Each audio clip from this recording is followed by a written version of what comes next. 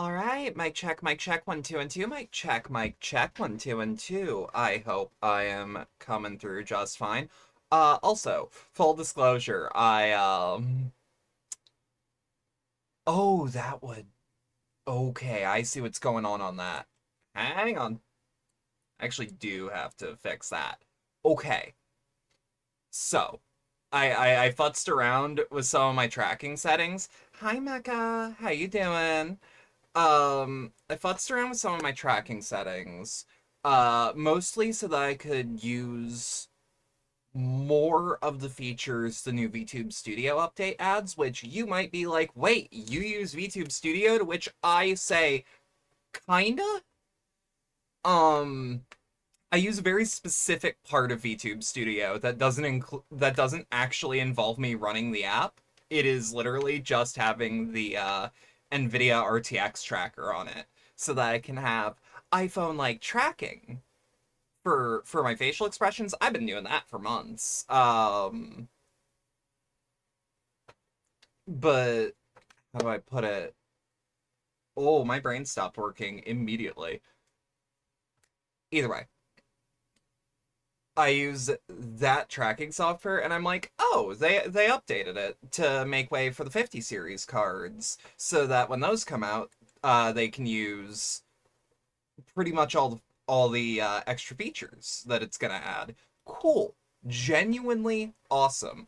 Because that means VTube Studio has a new tracker for the RTX tracking, which is a lot more consistent and in my experience is a lot more responsive in different levels of light. I still need my diffused light that's like up there, but other than that, like it's working fine. Um, so today we are gonna play Heaven Will Be Mine. It is a visual novel where you play as one of three women in a setting that has big robots, space battles, and lesbians, which, I mean, I like all three of those things.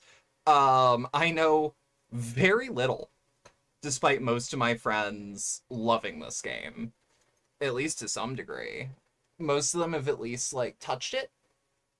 Uh, I know that there's a famous chaser on Twitter who LARPs as one of the, or at least, like, uses the name of one of the characters.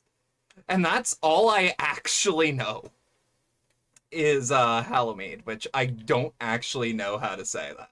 I'm hoping I'm pronouncing that right. Fingers crossed. And that one of my friends, I think their not their handle on Twitter, but like their display name is a parody of one of the characters from this. Hellmaid is a world-class poster. I think they go a bit too far sometimes, but the instant I was told it's a bit, most of that criticism went away. Um, Also, it's good to hear that you are doing good. I'm hanging in there, personally. Um, I've actually been excited to play this game for a while. One of my real life friends was like, "Hey, you would love this game. You need to check it out." And I'm like, maybe. I'm not sure." And it's one of those things where it's like the "I'm not sure" came from I can't justify spending money on a VN right now. But that friend has been in the Steam family since Steam families were a thing. So I decided, you know what? They ain't gonna be playing it. Um, might as well, you know? Either way, let's it might take me a second to get into the swing of reading. Um Listen to the entire Symphogear characters song complete box today, which is 9 CDs in total. Oh fuck yeah.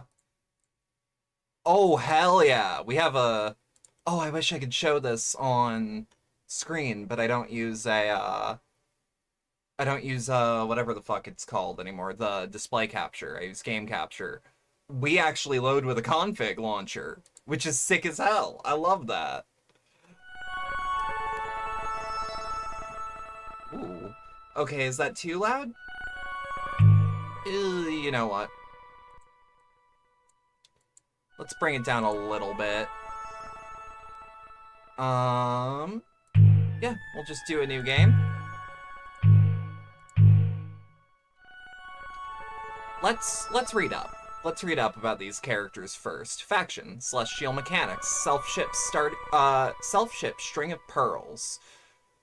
Celestial Mechanics reserve test pilot. Celestial Mechanics wants to advance humanity to its next stage, and Saturn wants to flirt.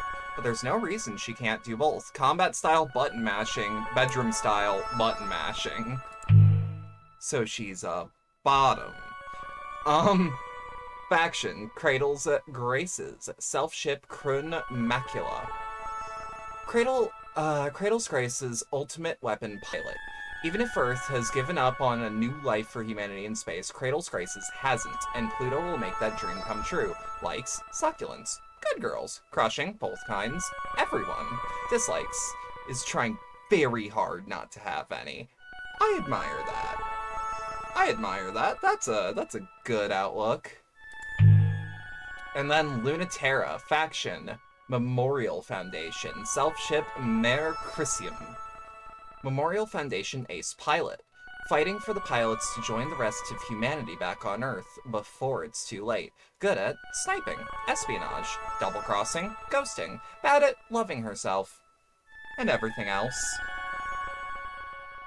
I like all of these. We'll start on Saturn, though, because I think... Wait. Oh, okay. Because there's a combat style and a bedroom style for Saturn, there's likes and dislikes for Pluto, and there's good at, bad at for Lunaterra. I already like this. As just like, no, that's not a mechanical, that is what is in their brain. I like this design. So we'll start here.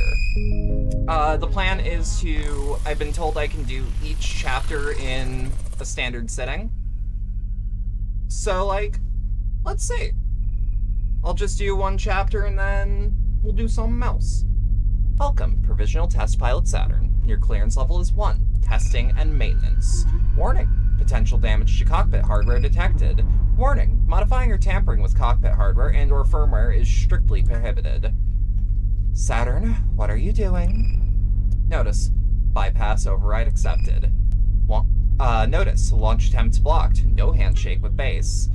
Hey Mercury. Not much. Warning, launch attempt blocked. Please, base handshake spoof detected. Just hacking the OS root of this, self-ship, or ship self. Sorry, self-shipping is different. You? Base handshake 224%. Well, that's the handshake. Base handshake accepted, and it worked. Trying to stop some brat from hijacking the prototype, apparently. Notice, emergency launch override initiated. Prepare for launch in T-minus 120 seconds. Just checked and it's under 104 songs in total, most than 4 to 5 minutes. Okay, that makes me ask, are you good? I mean, you're obviously good. You said you were, but like, you good? Calm down, Mercury. I'm just borrowing it. I am not debating. I am trying to save your life. The commander will be furious, and he won't just accept you stealing the Cornerstone project from the designated pilot. It's not a big deal. I'll have it back before you know it. This is privileged information, but the designated pilot has to launch right this second to get that machine back to Earth before they get here. This is the worst possible time. Could not be worse if you planned it. Everyone in the system suddenly, somehow, knows the space's location, and they're heading here now. Notice, user's launch override blocked. Denied by base. Oh, wow. Weird. How'd that happen? Notice, user launch override blocked. Denied by base. User launch override blocked. Denied by base. You planned it, didn't you? You forgot an apostrophe. Base override. Remote shutdown in 30 seconds. No one can even prove anything. Especially not the designated pilot unconscious in Locker 27. Whoops. Wait. Okay, yeah, that makes sense. Whoops. Looks like they're trying to kick me out, huh? Saturn, I know you're mad, but you can't do this when they catch you. Or you can't do this. When they catch you, it's going to be so bad. Can you just please act like you're just pranking them while there's still time? I beg them. Such a worrywart. You got hours to evacuate the capital ship. They'll never engage you this far from base, and I'll be distracting them. I have it all figured out. Except for how you're gonna do anything at all to accomplish that with everyone trying to kill you. Base override, remote shutdown in 20 seconds. Saturn, try to have a little faith. Base override, remote shutdown in 15 seconds. You were using his background noise the whole day? Oh, that's different. Okay, fair enough. Saturn! Calm down, jeez. Doesn't take a genius to drive one of these things to the moon. Who cares if one of us does it? Or do you think I can? Base override, remote shutdown in 10 seconds. That's not the issue. The commander cares, and you know better than anyone what he's like. Base override, remote shutdown in 9 seconds. Owa, owa. Owa, owa. Howdy, Iris. I don't know how to pronounce that. Yapetus, I assume? Yapetus will...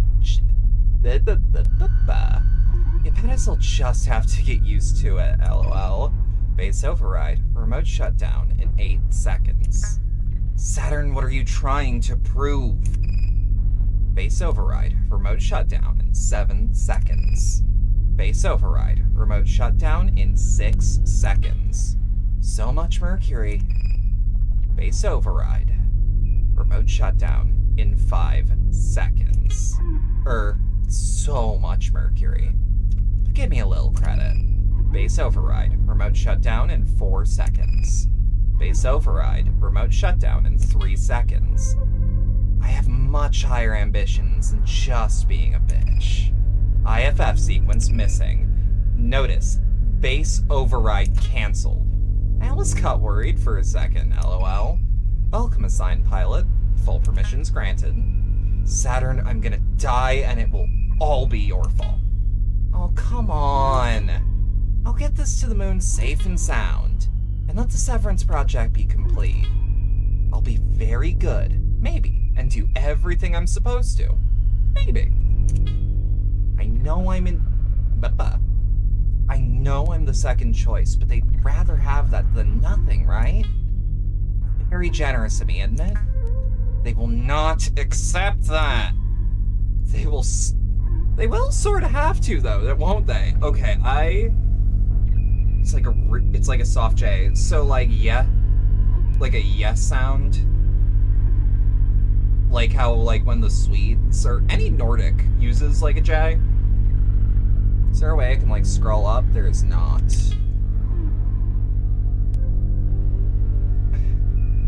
They'll sort of have to, though, won't they? If Command didn't want me to steal one, they shouldn't have benched me indefinitely. Emergency launch initiated. Let me know when he starts admitting it. Warning, hostile launch. Catapult locks on, high risk of damage to your ship self. Jeez, now they're just being needy.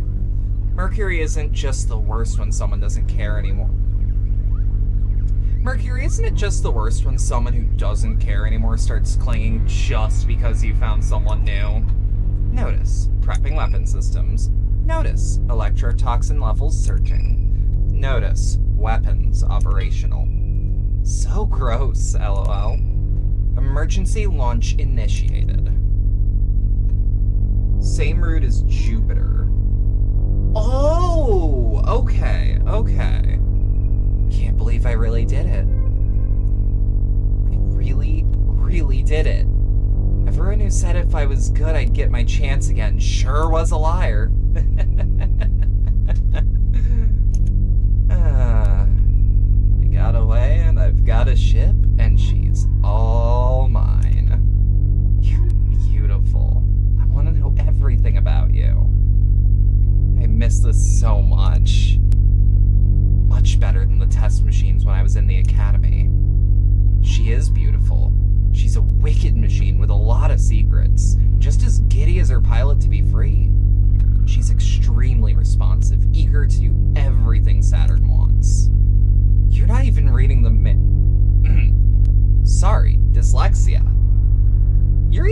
reading the manual for? What's in you? What's in you? You're not hiding anything from me, are ya? But Saturn already knows everything in the manual, and more. It's a very cagey document that doesn't do the ship justice, and it certainly is hiding something. There's plenty of information on how to use her electromagnetic poisons, and how to cheat distance and gravity, and all of that is fun, but none of that tells her the first thing of how to be a ship. This is useless. How can this help diagnose anything when they don't know the first thing about being a ship? So wrong. Way too dry. It's not what it's like at all. It's a body that's also a soul. It means exactly what it is. That's why it's small.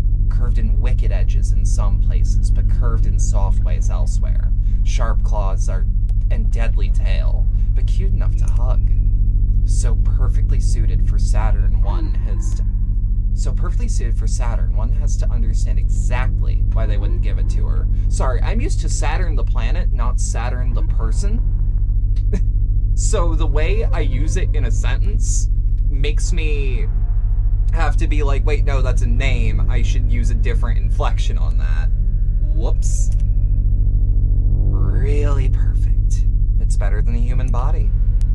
It's reason enough to disobey everyone and run off with it, isn't it? Speaking of... more threatening emails from Geppettus. Missing me already. Geppettus. Wait, Geppettus as in Geppetto? I gave him a perfectly good deal. For someone who always goes on about mutually beneficial arrangements, he's really having trouble seeing the big picture. In the time it takes him to realize that, sure I can find something fun to do in this system. Latin form of it, I suppose. Maybe. But it's more like Geppettus, or Jupettus, with the more pronounced word, or with the more pronounced J, but it, like, still keeping it soft, since Latin doesn't have J. Oh, yeah, that would explain some things. I should know more about Latin for someone that is into the occult. Whoops. In the time it takes him to realize that, sure I can find something fun to do in this system. Time to test you out and see if it's really true. Can you give me everything I want, down to the last drop? It's January 1st, 1980, and the long and cold war, where humanity united against its nemesis, an existential threat from beyond the stars, has been over for a long time. Since the 50s, we have been fighting a war against the existential threat that we cannot understand, cannot perceive, and is powerless against the technology of Earth.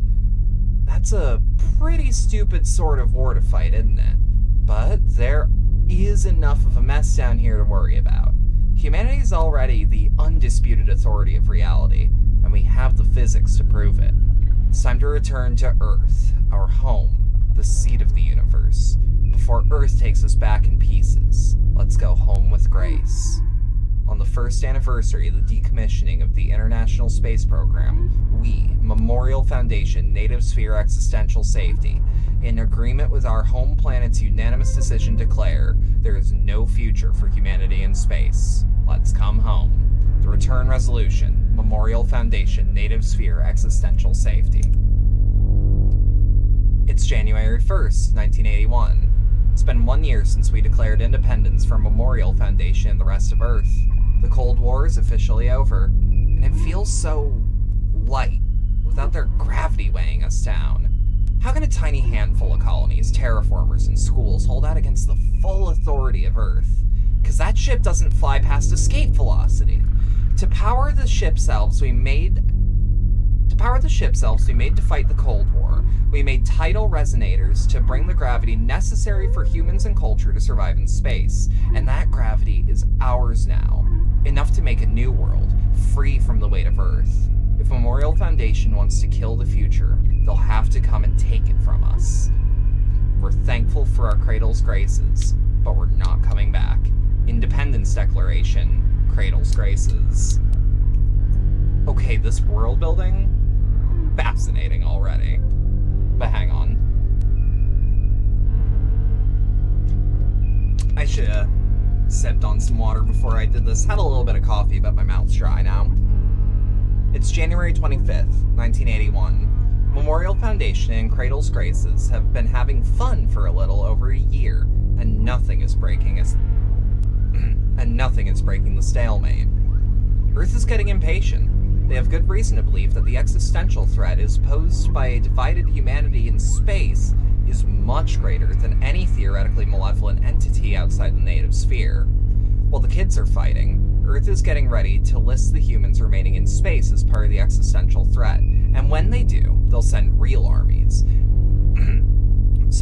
They'll send real weapons and end this war fought with plastic toys. Their justification? We are technically less than 100% human, just non-human enough to be something else.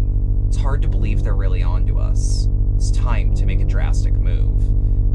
Bring our final piece, the prototype ship's elf string of pearls we made in the atmosphere of planet Cronus, which will never be Saturn, to the lunar gravity well, where Memorial Foundation and Cradle's Graces are already headed. Whoever controls that place controls human access to space. We can be sure everything will be in place there. Earth or space, we're just short of 100% human. So let's see how much less than 100% we can get. Internal report, celestial mechanics. Okay. I'm into it. Okay. This is more UI than I thought. Saturn return. In the strange gravity of the abandoned Daphnis lab, Saturn lies in wait for the looming threat of Pluto's mysterious ship. But what are they after? And will they get it? Joyride Killjoy. Weaving in and out of the six planets' rings, Memorial Foundation's ace, Lunaterra, plays cat and mouse with the renegade ship thief of Saturn. I think celestial mechanics sounds like the coolest. They sound rad as fuck. Mail-in alerts. Sorry. Subject, your apparent promotion. Origin, Celestial Mechanics Division Lead. Author, Gepetus. Subject, true sending effective immediately. Origin, native sphere, mass communication. Author, Memorial Foundation, existential safety. Let's click the first one. Good job, Saturn. There's no point in being angry with you, so I'll choose to be proud of you instead. I'll refrain from having you sunk, since that's counterproductive to our intentions for that unit. You were a reserve candidate, after all, so you'll do fine. Try not to make too much of a pain in the ass for me. I'll have Mercury reassigned to you since he apparently doesn't have a say in the matter. How nostalgic. The two of you had so much potential. Well, he knows how to do his job at least. Do your best not to get the string of pearls sunk. We'll absolutely wash you out. We'll absolutely wash you out of the biological interface and reassign you permanently if we get the chance. So prove you're competent enough, and neither of us will waste our time. Gepetus, Division Lead, Celestial Mechanics. And this is about the true sending. To all members of the former Memorial Foundation Native Sphere Existential Research Division, now known as Celestial Mechanics.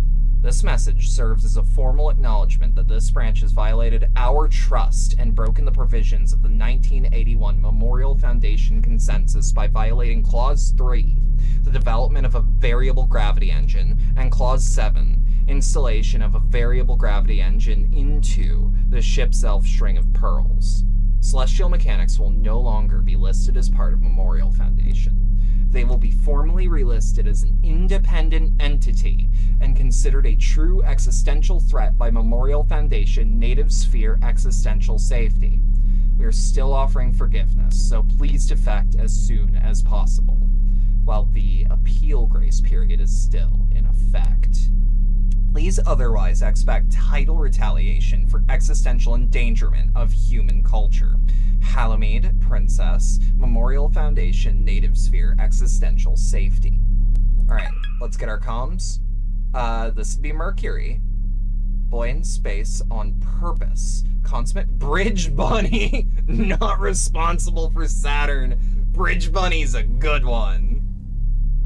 Oh, that makes me smile. Don't talk to me. You literally messaged me first, you nerd. Oh my god. Harpy. Come on, baby. I'm sorry. What can I do to make it up to you? Give back the ship. Come on, I'm obviously not doing that. Please, I'm begging you. Listen to reason. You have so much left to live for. Oh, Mercury, come on, we both know that's not true. I love Saturn. I love Saturn so goddamn much. They sum her up as insufferable horror creature. Forward all complaints to Mercury. She is just like me. I love her so much already. What do you want from me? A list of girls who'll shoot me on orbit. God. Anyways, don't be a crybaby. I'm fine. Saturn, you are extremely wrong if you think there's a chance I am at all worried about you. If you have come back, all will be forgiven. But you need to bring it back. Mercury is fun playing, but... Wait, sorry. Mercury, it's fun playing, but I don't think you've been listening at all. Mercury is not that ship anymore. It's me. Mercury, you wouldn't ask me to give up my own self, would you? I'm sailing on a ship of myself now, and I'm not giving it up until gravity drags me back, kicking and screaming. It's the classic title of support crew. It is. I can't deal with you. Aw, thank you, baby. Kiss, kiss. You are a nightmare, and I'm giving up trying to save you from yourself. I love you. I hate you so much. You can't stay mad at me. I can't, and it's horrible, but my revenge will come because literally everyone in the universe can. Oh, darn. Guess I should have fun while it lasts. Saturn, if you defect, I cannot protect you. Gepetus is furious, and he's gonna come personally for you if you don't come back. I told you I'd do all the missions. What, don't you believe me? Obviously not. Yeah, fair. Okay, let me ask you this. Do you think I'd give up on the Aversion project? Go on. Gepetus wanted me to fight for a new self beyond a ship self, but not even get a taste until the end? Fuck that. My house now. Tell me, which of the two of us you trust less, Mercury? Oh. Well. Clear answer. Oh. So we can do full catch-up. That's good. That's good. I really like this. I don't need it right now, but like, say like halfway through a route, you're like, okay, I actually do not remember what happened. They're calling back to this character that hasn't been on screen for a while. Let me figure out their deal again, and you can go here and fucking find it. That's awesome. And it's read out just like that. Including the comms. All right, mission select. Playing cat and mouse with the renegade ship thief, or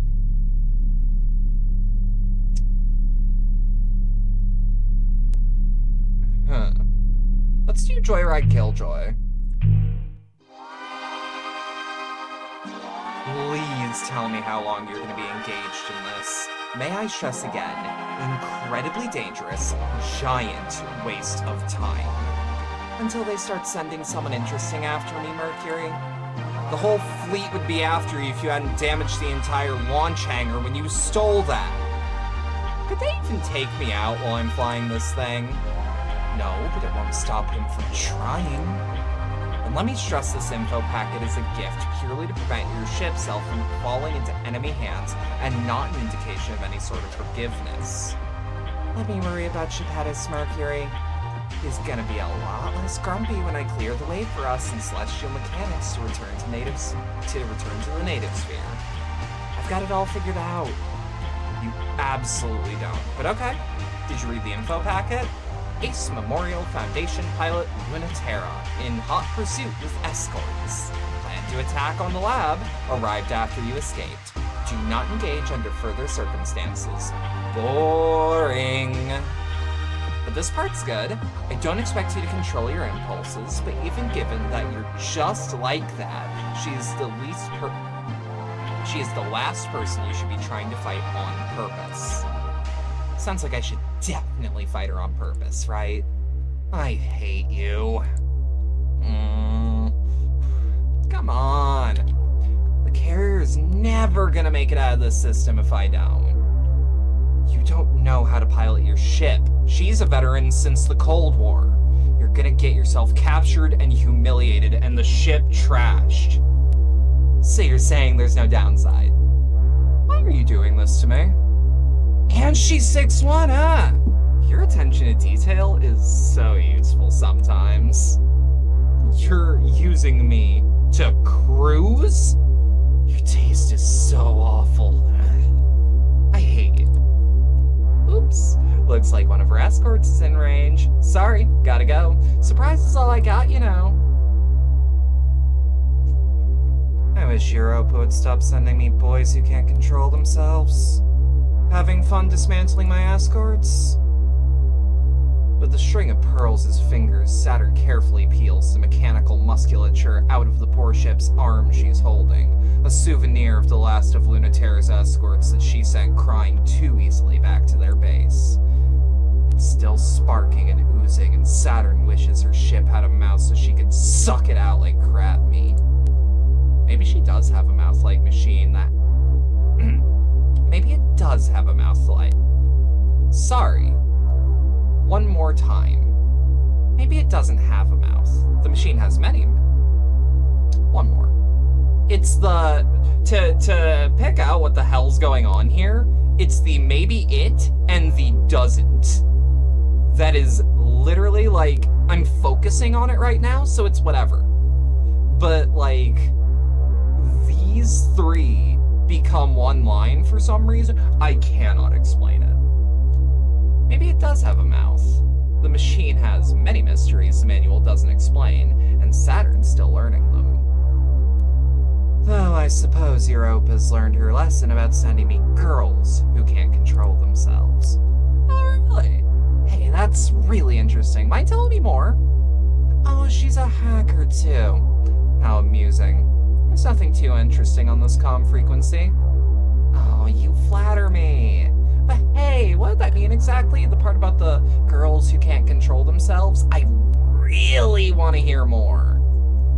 It means back up that talk first. Or can you land a hit off the comms? Lunaterra's gravitational field focuses to a single point. Lunaterra isn't budging. She's been through much worse, and so is her ship, followed always by a thin trail from a bleeding wound she never could completely repair.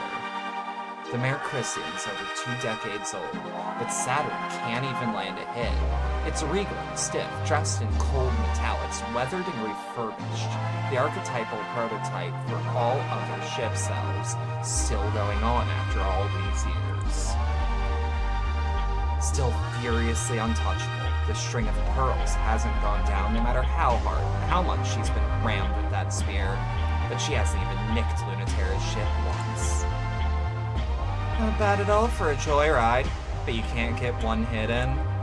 Good thing you don't win by looking cool. No mercy for newbies. No. Lunaterra puts a stake of solid light through the string of pearls' leg, pins it to its own gauze wrapper. It doesn't hurt at all. The ship's metals begin molding and reforming around the wound immediately. A ridiculous, unfair advantage. Saturn has no right to complain, but she still wants to. But she is trying to be cool. Everyone wants to, when in the quiet gleam of that always bleeding ship. That's a pretty amazing ship. Think it'll last? Either you're fighting just for fun, because you're that reckless, or you're caught in your own containment wrapper and can't escape orbit yet. And you'd beat me for sure if I played around. I'm not done yet. That's not true. It's actually very difficult to move the solid light bullet in your leg, but she's not gonna let that stop her.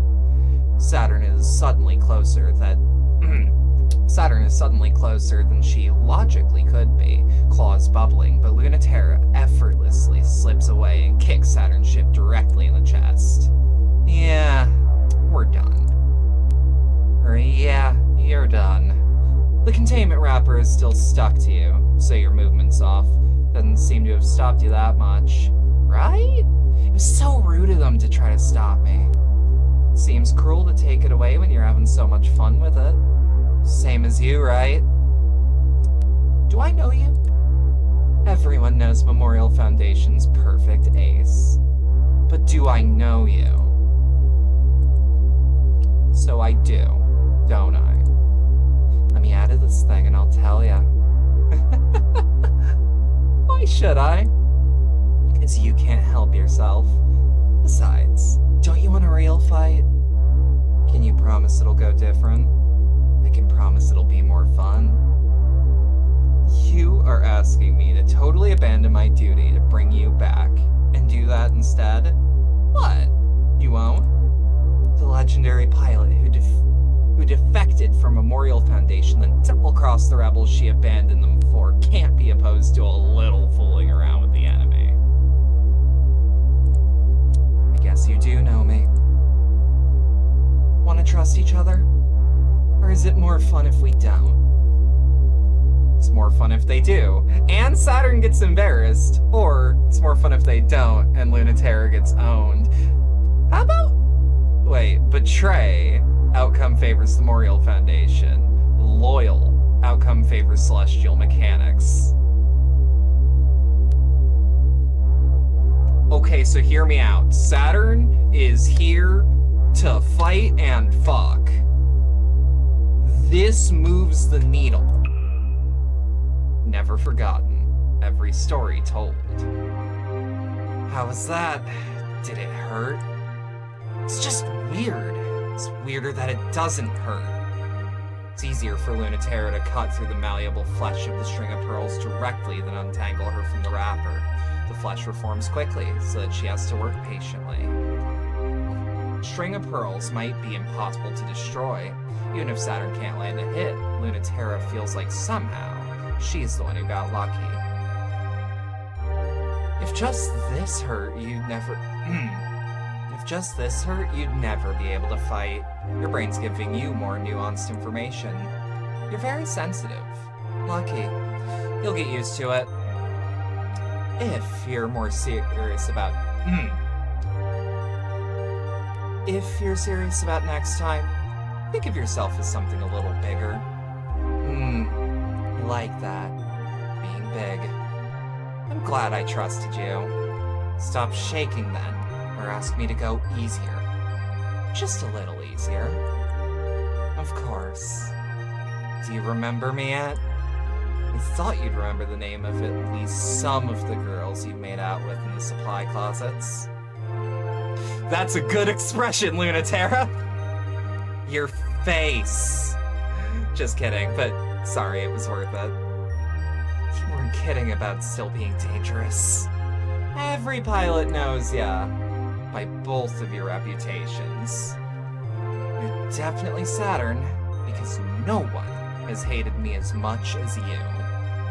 So now I'm curious why you don't anymore. If I tell ya, you'll owe me extra. So save it for the next time you catch me. Well, I'll just have to catch you again. Quick. All free. Now get out before someone catches us. Yeah, that was... These bitches gay as fuck. Good for them. Good for them. Mails and alerts. Pilot candidate 007 Mercury interviews. Origin, Memorial Foundation, Celestial Mechanics, extracted. Author, Gen 3 pilot intake. Don't worry, it's just a checkup. Historically untrustworthy scenario. It's just questions, I promise. It's not really a great way to set my mind at ease.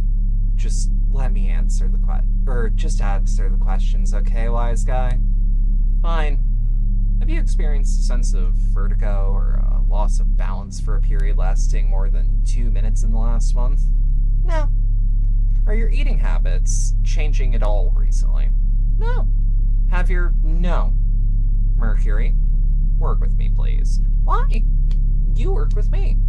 If I absolutely promise neither I or anyone else will do anything at all to stop you from being exactly who you want, or from whatever changes you need, will you at least answer my question? Sometimes. Maybe. Okay, that's good enough for me. We're just curious if it's a side effect of life in space, or the educational programming of Dr. Nix, or in reference to the behavior of Geppettus. Now that's backwards. Everyone else seems to get to do whatever they want without limits in space. Why is it weird when I do it? We just want to get... Sorry. We want to test for effects of space alone, so self-induced changes have to be controlled for. Don't ask what's in my endocrine system. It's my endocrine system. Fine, it's testosterone, and I put it there, because I wanted it there. Is that enough? Well, guess that is all I needed to know. If you promise not to ask me about it again, I'll give you the data I cataloged about the changes. Okay? I get it. You're starting to get it. Stop treating me like a girl, and I'll know when you've really got it. That goes hard. That... One of these bitches trans. Good for them. Good for them. Subject, recommended tactics. Origin, extracted from Nerid OS. Author, Ship's Elf String of Pearls documentation. The string of pearls is configured for specific outward expressions of gravity, tidal forces. The dissonant rhythm of this reactor makes peaceful tidal communications risky and difficult. Be cautious despite the range of penetration this unit is capable of. The electromagnetic conductors have liquefied the electrical energy into a corrupting material, a form of theoretical matter that should be used as the primary engagement tool. As a seducer saboteur model, the unit's functions are inherently insidious. Rather than armor, the plastics are infinitely malleable and regenerate. It is safer to take damage head-on as an opportunity to infect rather than avoid. But the unit can be contained, restrained, and impeded physically and tidally. Mercury, listen. It's an emergency. I'm sorry about everything, but it's important. You have to tell Commander that I'm getting so laid. I'm logging off. Bye. I was not fooled for even a second that this would be useful. Really? Not even for a second? I no longer experience hope as a concept. You freed me from it. Oh, stop. I'm blushing. What do you want from me, Saturn? Do you know any discreet places to make out in on Eris? Goodbye, Saturn. Also, here's the test output to date. Saturn. Goodbye. Aren't you gonna read me the data analysis? If it is indeed data you are sending this time and not just nudes, that's rude. I always ask before I send them to you. I don't mind acting as the official art director of Saturn's nudes since you need it so badly, and it's substantially less tedious than data analysis.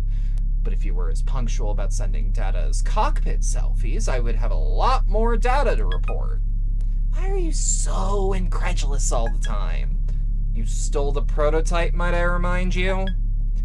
You can't just continue the field testing as if nothing happened. Why not? Because why would you do anything you didn't want to do?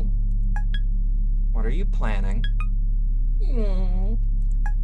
Ugh, fine. They've been dying for it anyway.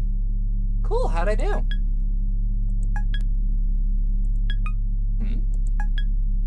This is not bad. It's pretty useful. He typed through tears. Don't rub it in. I can't believe your ship self's expanded so much already. What have you been doing with it? I think I've been hinting very clearly how. I instantly regret this question. You're supposed to test the prototype in combat. Same difference. See, Saturn, I agree full-heartedly. Oh my god, she is just like me. Here's the thing. Fighting and fucking. Hang on. I have to Saturn is the most and best brat in space? Absolutely so far. Also, howdy, Cybermedic Susurrus. Let me know if I pronounced that right. I'm just gonna... We're probably gonna be talking about fighting and fucking. I'm just gonna add the sexual content label now before Twitch yells at me. Where's heaven will be mine? There it is. Same difference. And Mercury's very tired and very stressed, and it is all Saturn's fault. I have been both of these people at different points in my life, in different positions in my life. Right now, I like to think I'm definitely Saturn. Can't believe we invented a ship designed to get into trouble and didn't think. Oh, Saturn is the obvious choice for this. We both know why. You were an even more obvious choice than me. Fuck Chapetus for throwing us both out like trash. Happy on... Dyslexia once more. Come on. Aren't you a little happy to see little Havoc in his perfect garden? I'll be looking forward to you collecting new data. Attaboy. He is such a little bitch. I love him. Mission complete. Then we'll do Saturn Return. Hit it. What do you mean I can feel her presence? Please try not to sound that cool. I can feel her presence. Everyone can feel her presence. I can feel it right now. How could you even possibly ignore something like that? Shut up. I mean, I can feel it physically. Oh. Wait. What? Like, how? Like, I feel like I'm gonna throw up. It's like I'm spinning upside down and can't stop. Are you sure you haven't somehow concussed yourself or given yourself gravity sickness from all the damage you've managed to inflict on yourself in the past 12 hours? Yes, and it's on top of all that, and also shut up. String of Pearls is feeding me sensory information on direct line. I'm a human being with 5 senses, and she's trying to cram a dozen more into me. Game audio is edging into drowning you out. Might be worth dialing it down a notch or two. Thank you. I was actually trying to futz with that earlier. It is actually just that loud. Holy shit. Like, I like how this game sounds. How's that sounding now, by the way? Worst Girls games are loud by default. Yeah, okay, so hear me out. That sounds better, hell yeah. Thank you, genuine. I'll be real, like, I knew it would be loud, I didn't expect it to be that loud, and that is with a volume limiter on. By direct line, you are in fact talking about the extremely creepy physical interface connection between you and the String of Pearls, correct? It really is, right? It's truly indecipherable how we agree about everything and still feel the opposite about it. Is this why you keep hesitating before giving me intel? Yes, because you're gonna do the opposite of what you should do with it, but I also can't not tell you, because you might die, so running support for you is an incredibly anxiety-inducing affair. It must be hard. Thank you for acknowledging it. So, you gonna tell me what's after me? You've already figured it out, haven't you? But yeah, it's that Cradle's Grace's masterwork. Celestial Mechanics traded the knowledge for how to finish String of Pearls in exchange for what they needed to finish Chronmacula. It would be pretty funny if they got us this way in the end. It's headed directly to the lab. We've already evacuated on the capital ship, but you are its highest priority. Have you played the predecessor to this? We Know the Devil. I have not. This is actually a, Okay, I'm embarrassed to admit this, but the only reason I'm checking this out is because one friend suggested it to me, and they're in the Steam library, or the Steam family library. However, what I can do is we do have We Know the Devil. So, you know what? If this pops off and I like it, we could easily go back and play that. Is it just a predecessor, like, in the fact that that is what they made previously? Or is it a predecessor in that, like, it literally comes before in the narrative? Genuine question.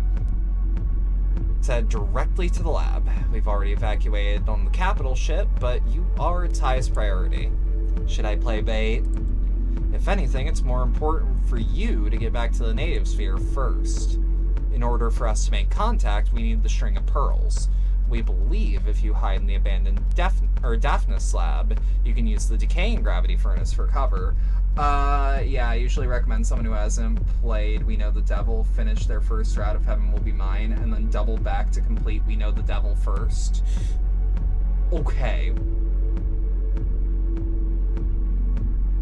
How is there... Is it like this where there are 3 characters I can play? Or is it... like... Or is it one linear thing? They share a setting, but they're not directly linked narratively. Heaven Will Be Mine is more of a thematic expansion of concepts We Know the Devil establishes, but it works better if you have that foundation. Noted. It's much shorter. One route of Heaven Will Be Mine takes about as long as the entirety of We Know the Devil. Tell you what. Next week. Because that's actually really important information, and I'm already liking the setting especially. So more expansion on the setting is definitely appreciated, especially if it's helpful for understanding this. That's sensible. But bait sounds a lot more fun, you know? Really? Oh, come on. Japatis must think their pilot is a real idiot if he's gonna waste her time on a wild goose chase like that. Hang on, let me check something. There's a weird smell coming from, like, right outside my office, and it either smells like food or a fire, and I can't tell yet. I will literally be back in a couple seconds.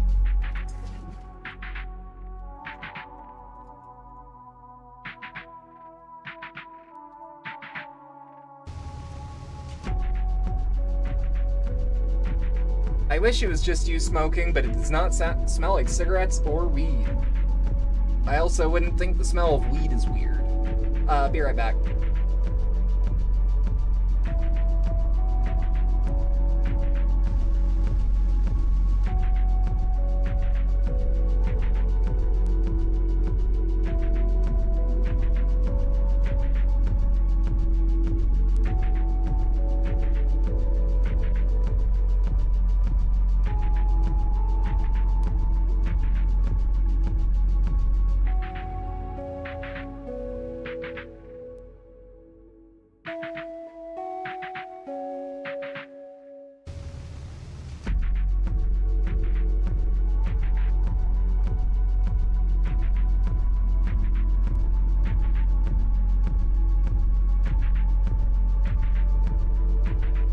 Okay, so good news. Building is not on fire. But other news, I would actually like to refill my coffee.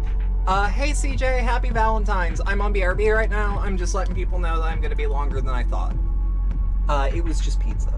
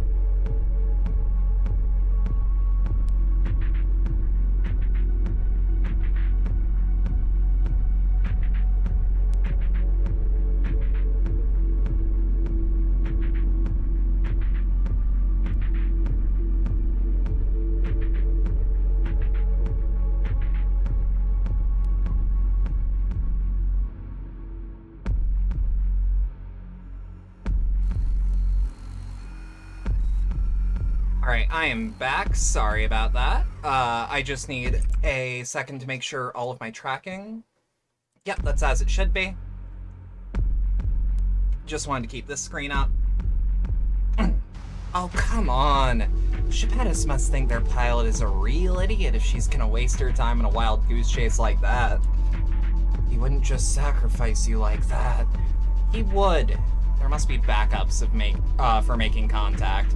Just because I'm the easiest option doesn't mean I'm the only one.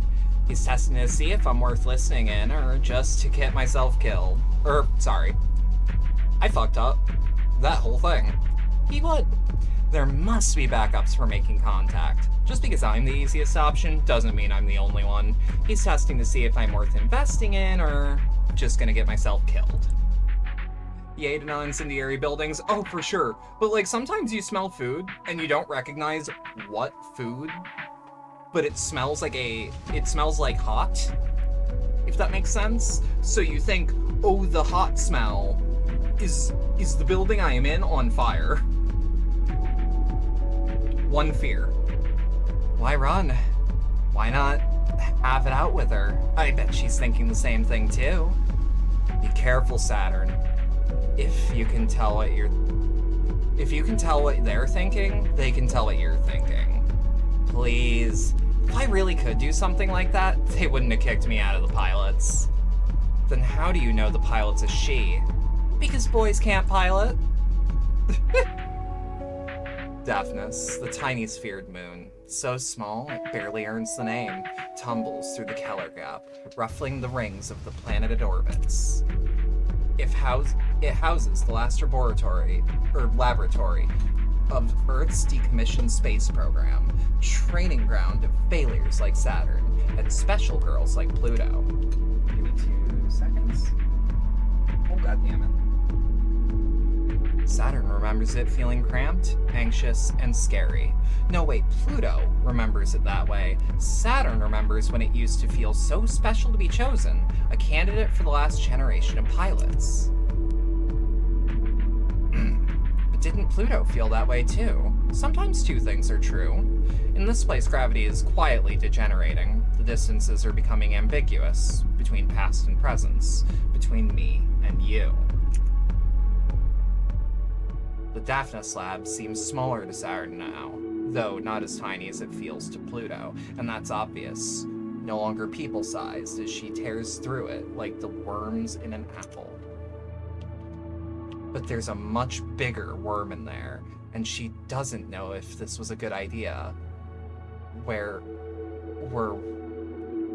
what was a good idea? Saturn doesn't have any ideas. She's just trying to hide. Even though there's no place where you cannot be felt by me? Alert, tidal resonance, IFF, confirms enemy, warning, gravitational hazard, danger, pressure exceeding safe range. I know, it's extremely exciting. Stop making me so nervous.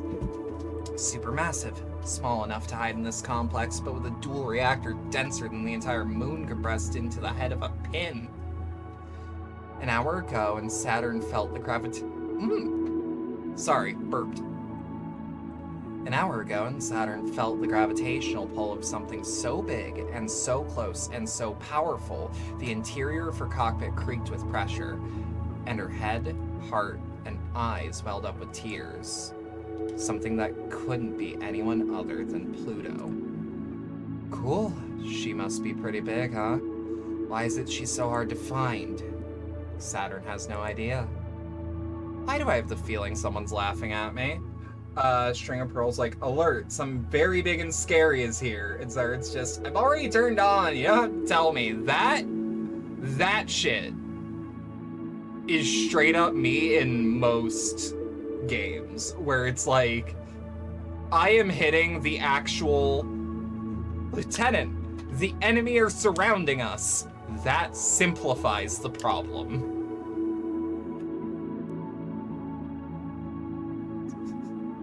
It's fun. It's fun. Why do I have a feeling someone's laughing at me? No one is laughing at Saturn. The lab's been abandoned for years. But Pluto, wherever she is, giggles. Not in a mean way. She really does think it's cute. I haven't thought about Pluto in a long time. Oh man, it really would be funny if she was in that monster. Well, now someone's laughing at Saturn. Hey! Now I know someone's here. I can feel you listening. But I can hear you too. And I can catch you. You're not the only one who can fuck with the narrative. Oh, hell yeah! Mutually assured destruction? Nah, nah, nah, nah, nah. Hit him with the narrow escape. Let him know that I can literally send them on a wild goose chase. Let them know that I can play with them. That I can slip their detection and return home when they were dead set on finding me. If my enemy knew that, oh, they would be kicking themselves. Here's the thing. If you are ever facing me in any form of competitive thing, where eliminations are a thing that you can keep in mind, take me out early. No, really. Like, just fucking kill me, dog. That is how you win. Because if I was given the slip, or if I gave someone the slip, I'm coming back. Most of the time, I'm coming back. Unless there is something that is actively making me fuck off, like a much larger gun that I can't find. Oh boy. Oh boy, escape is a really good opportunity to flank. Callisti, bitch. It's easiest not to get caught if you don't care about catching anything. It's just about knowing there isn't a difference. And focusing deeper. And focusing deeper. The real celestial mechanics, the interactions of bodies in space via the forces of gravity. The weight of mass and culture. Explained by the story behind them. That's just science. With your own gravity, reach out and pull. Good girl! You know just what to do. Do you like what you caught? The Krunmakla towers over Saturn. Pluto's ship is so big it barely fits into the lab complex, but it's only a speck compared to how big it feels. Massive enough to warp local space-time, humming and vibrating with nebula dust, and absolutely, effortlessly gentle. Without Pluto's most delicate touch, the Krunmakla would have destroyed Saturn and the whole complex without even trying. Stinky, hey Ren, what's up? Also, bullshit, I've showered recently, how you doing? How much do you trust it? I knew you'd be right behind me or something. If you did, how come you're not facing this way? I'm an idiot, I guess. You've come a long way just to be an idiot. You must know exactly what this ship can do, right? Did you come to fight me on purpose? That's really brave and really cute. If you can touch me, I can touch you. So I'm not getting close. You came all this way, not even to fight? Oh, that's not cute at all. But it's smart. Drink the water? That is a good idea. Don't underestimate me. I'm scary. You think? Maybe I believe you. Cute things can also be scary. But I'm curious now. I was worried you were gonna waste your chance, smug in your new machine, but you're pretty clever. You wanna talk? Without fighting? If you're good. Otherwise, I'll bite. I like Pluto. So, what did you want to talk about? This Cradle's Grace's glittering psychic death machine, you definitely have more important things to do than go out of your way to bully me for no reason, right? Well, being like, oh, but I wanted you to sink your claws in me. It is so funny of her. I also know multiple of you who would crumble. I'm sorry, y'all would defect nations for someone that talked to you like that. I know my community. Oh, that's right. That man and the fleet are escaping, aren't they? Hope you don't mind falling for this trap. Trap? You? Silly. I know you're much more important than that. More than catching the rest of the Celestial Mechanics fleet? I knew this would be fun. And you knew it too. I am absolutely delighted to hear about you doing just that, to be clear, so you don't have to read my mind to roast me about it.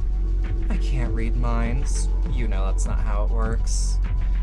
But also I don't need to know that.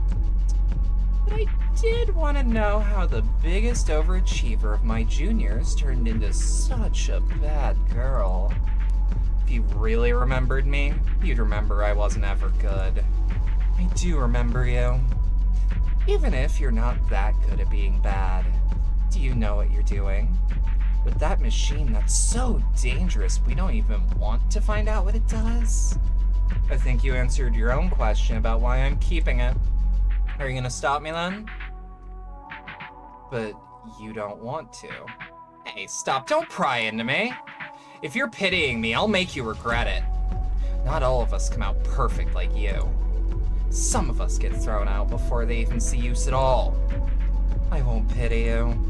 I really would have torn this machine apart. But now that I'm here, gifted little mutant to gifted little mutant, I can't bear to. Because some of us just haven't been thrown out yet. Average person wants to be shot is misinformation. Lunaterra fans who desperately yearn to be taken out by a sniper from 400 yards are an outlier and should not have been counted. The urge to defect grew stronger with that bad girl. Hey, Lunaterra's more your speed. There's someone for everyone.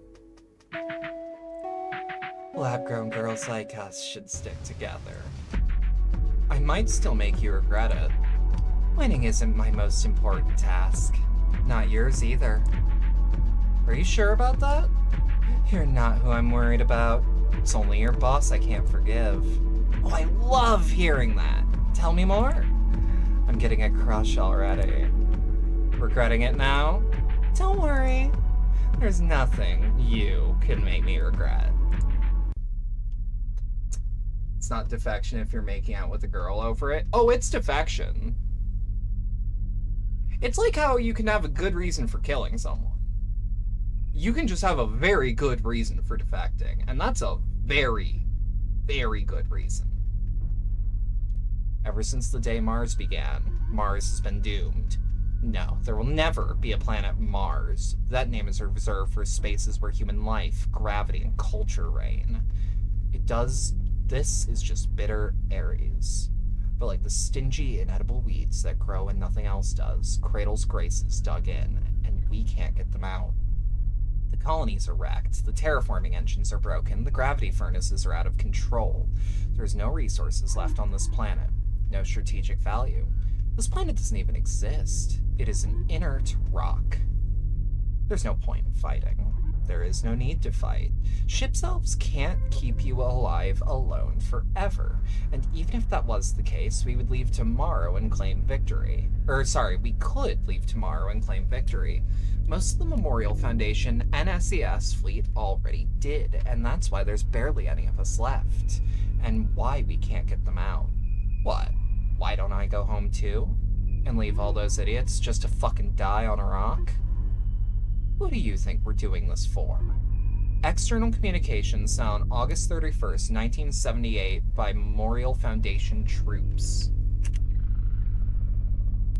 Hey, it's not like we're idiots. We know we're doomed. This planet still doesn't fulfill the requirements for human life. And life is just the start anyway. Don't you know that gravity is something more important?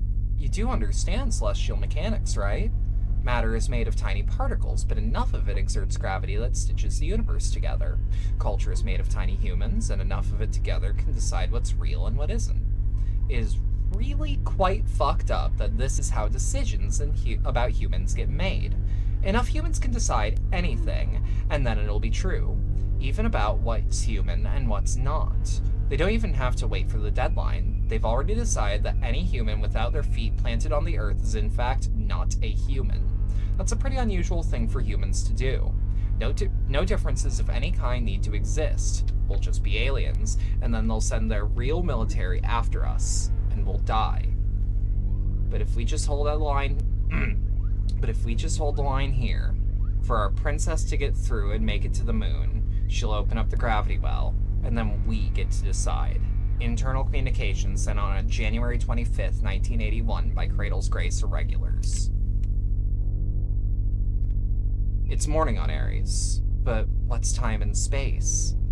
If we can get out of our capital ship, or if we can get our capital ship launched and refueled, then the prototype retrofitted with the final equipment, we'll have everything in place. Keep out the canyons of Mars, where Cradle's Graces and Memorial Foundation are bickering. Hold the city ruins against invading troops, and make sure no one tries to set the oxygen ocean on fire while we refuel. It's a pretty thankless job. But me, I can't wait to see what happens. This is the most exciting space has ever been. Before we got here, this was a dead rock. But the best we could have ever hoped for was Earth in a different place. Who needs that? Far in the distance, the moon's gravity well shines. If no one controls it before the deadline's up, Earth will take drastic steps to ensure that humanity is not divided. What they're afraid of happening, we will ensure that it happens. We'll finally have something alien in space. Private communications sent on January 26, 1981 by a celestial mechanics researcher.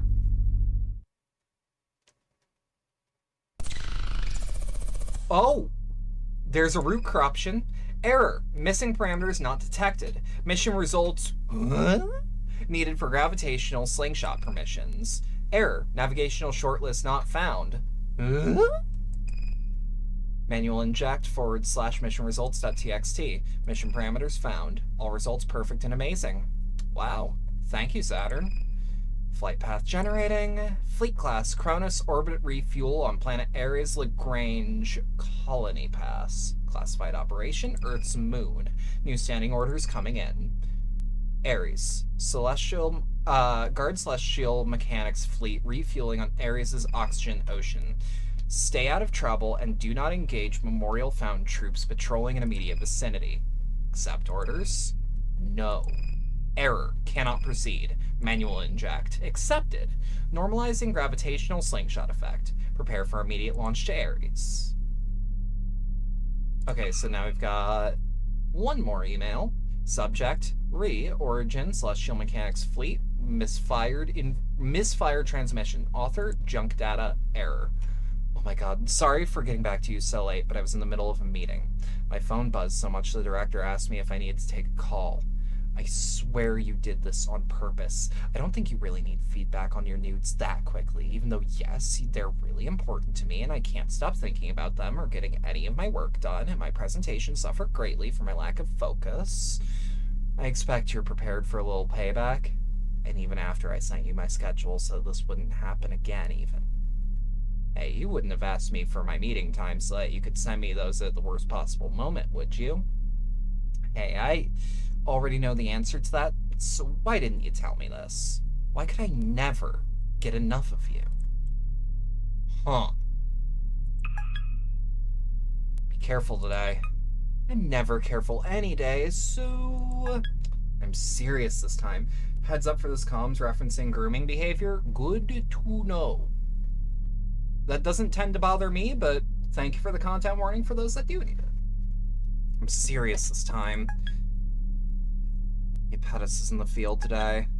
I don't know where he's fighting, but you should be careful. Jeez, you worry too much. Obviously, because you give me so much to worry about. I mean, are you really worried? His ship self is actually not that scary. Not as scary as mine. As if that was a thing I was worried about. What then?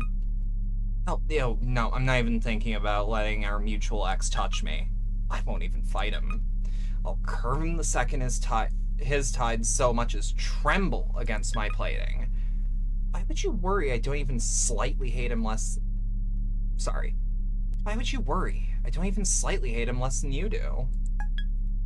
There's no possible way for you to hate him more than I do, but that's not the issue. That's never the issue with him. Hating him hasn't made him any easier to deal with. Hating you won't make you suck any less, as a scholar once said. We were kids, though. We're older and wiser now. At least you're Mercury. Hardly. Or I wouldn't be telling you. You remember how he'd just casually linger his fingers a second too long on your shoulder?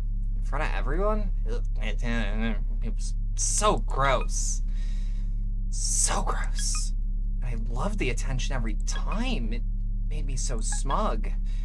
I loved him. It was gross. I hated him. Do you love yourself enough to not fall for it again? I definitely hate him enough not to fall for it. Do you? No, obviously. I'm still in celestial mechanics, so how do you think I feel? You're soaring, and you're... you're soaring. You got a stupid idiot who loves you, and you need to get... and you get to do research and never have to deal with him again. And with this self-ship, we'll have the future. And no matter what, I'll make sure he won't. That is rough, but that's really well written. I definitely trust this this team to write heavier subject matter. 400mm kiss, you say? Memorial Foundation deploys a certain sniper to stop escape and resupply routes to the resting Celestial Mechanics fleet. All Saturn needs to do is stay out of trouble. But what's the chance of that? Pettis is the literal worst human in space, no contest. Can we outright just say that he's not human? Like, legally he's not, according to Earth. I'm just saying. I think it's okay to other groomers. No, go ahead. Take your time. We're not dying yet or anything. You know, fighting officially on Ares is a lot less fun than I was promised it would be. It's real work, Saturn. I thought that's what all of getting back on our good side was all about. They shouldn't have done such a good job of hiding in the Oxygen Ocean then? You can maybe stage an attack from the Olympus ruins, but not even Cradle's Graces is precious enough to defend them. Memorial Foundation is thorough enough to cover over it. Or to watch over it. I think it's only okay to do that to other fascists and not only as a transitive state. Oh yeah. Oh yeah. Look, there is a reason that Not Like Us, like, feels good to more than one kind of person. Groomers are still human. I'ma bite my tongue there. Because I have very specific opinions. But you are correct. Regrettably. I just hate them. Memorial Foundation is thorough enough to watch over it.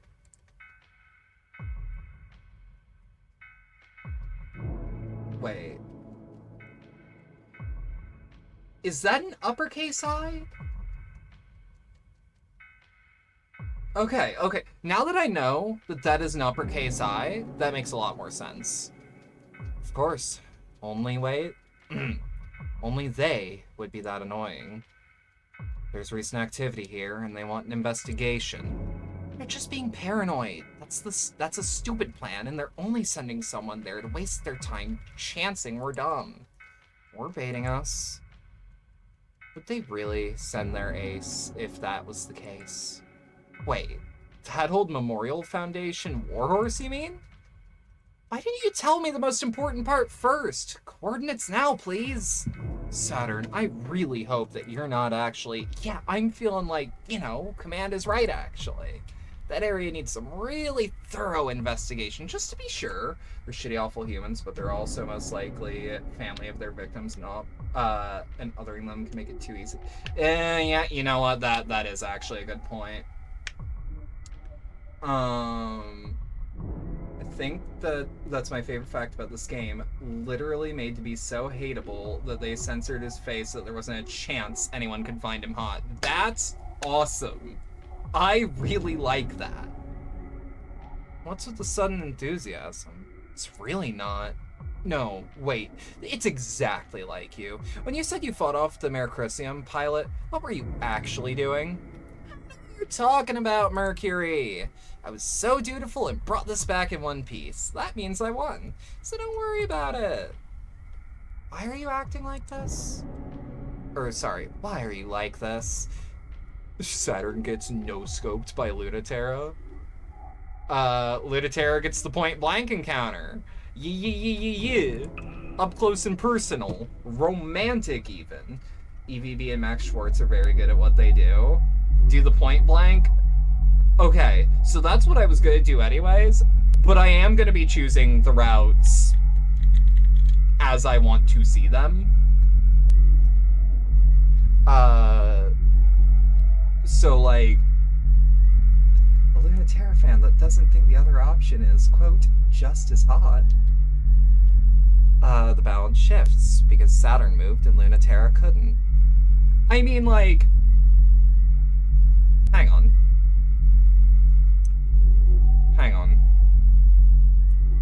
Like, where is it? Like, we could be. We could be distant relatives, but that's neither here nor there. She is, however, fucking stunning. Gotcha. She does. Saturn is as good as already down. But so is Lunaterra. Got you too. Your spike got Saturn this far, and it will get her even further. She takes aim and fires. Lunaterra, perfectly still for the perfect shot, is perfectly unable to get out of the way in time. Saturn's string of pearls is laid out flat on her back, creaking and twitching, and Lunaterra's Mercurium falls from her sniper spot like a burning star. Lunaterra wakes up first, but her flight unit is shot. It's hard to make a ship that can't fly in a city, but the Mercurium is full of unfair tricks. Shooting her down is just the beginning. You have to catch her next. Take your time, CJ. That's alright with Saturn. She's at her best when everyone's in the dirt. When she wakes up, she's ready. She might be in worse shape than Lunaterra, but worse shape is her best. String of pearls skirts along the half-constructed city in the shape of ruins and the pristine finish of plastic toys still in their boxes, looking like the whole Lunaterra's nestled in, and dodging her shots of protest. Reboot took longer than I thought, but ready or not, here I come. Hey, come out, come out, come out! You almost got me the last time you poked your head out to shoot. Try again. Oh, come on. I'm not babbling to trick you or anything. I'm just having a great time here. I'd love it if you stopped making me feel like I'm not just talking to myself. I can hear you just fine, Saturn. What? This isn't exciting enough? I guess that's why you're doing the Ace Pilot LT. Sorry, that is not the right sentence. I guess that's why you're the Ace Pilot LT. I need to have you on the ropes to taunt you and dodge at the same time. An ear-splitting crash, impossible to tell which direction the shot came from. The cover around Saturn explodes. I'm an ace because I keep my priorities straight. That's not what I've heard. What have you heard? Keeping your priorities straight is the thing you're the worst at. It is pretty much your most obvious weak point. Maybe they don't know what my priorities are. Is getting shot down by the idiot with no combat experience high on your priority list? The buildings next to Saturn explodes. Is missing all the time high on your priority list? You really are a brat. Is getting harassed constantly by a flirtatious brat high on your priority list? You're really on your toes today. I can't hit you with anything. Yeah, I'm having fun too. What a mess. I don't know why I'm laughing about it. But we're having so much fun. Oh shit! Happy Valentine's Day, Rail! Thank you for 33 months in a row. Saturn seems like she's 4'9". She's at least 5'3". Or she is at most 5'3". Sorry. That was an untruth. I'm glad you think so.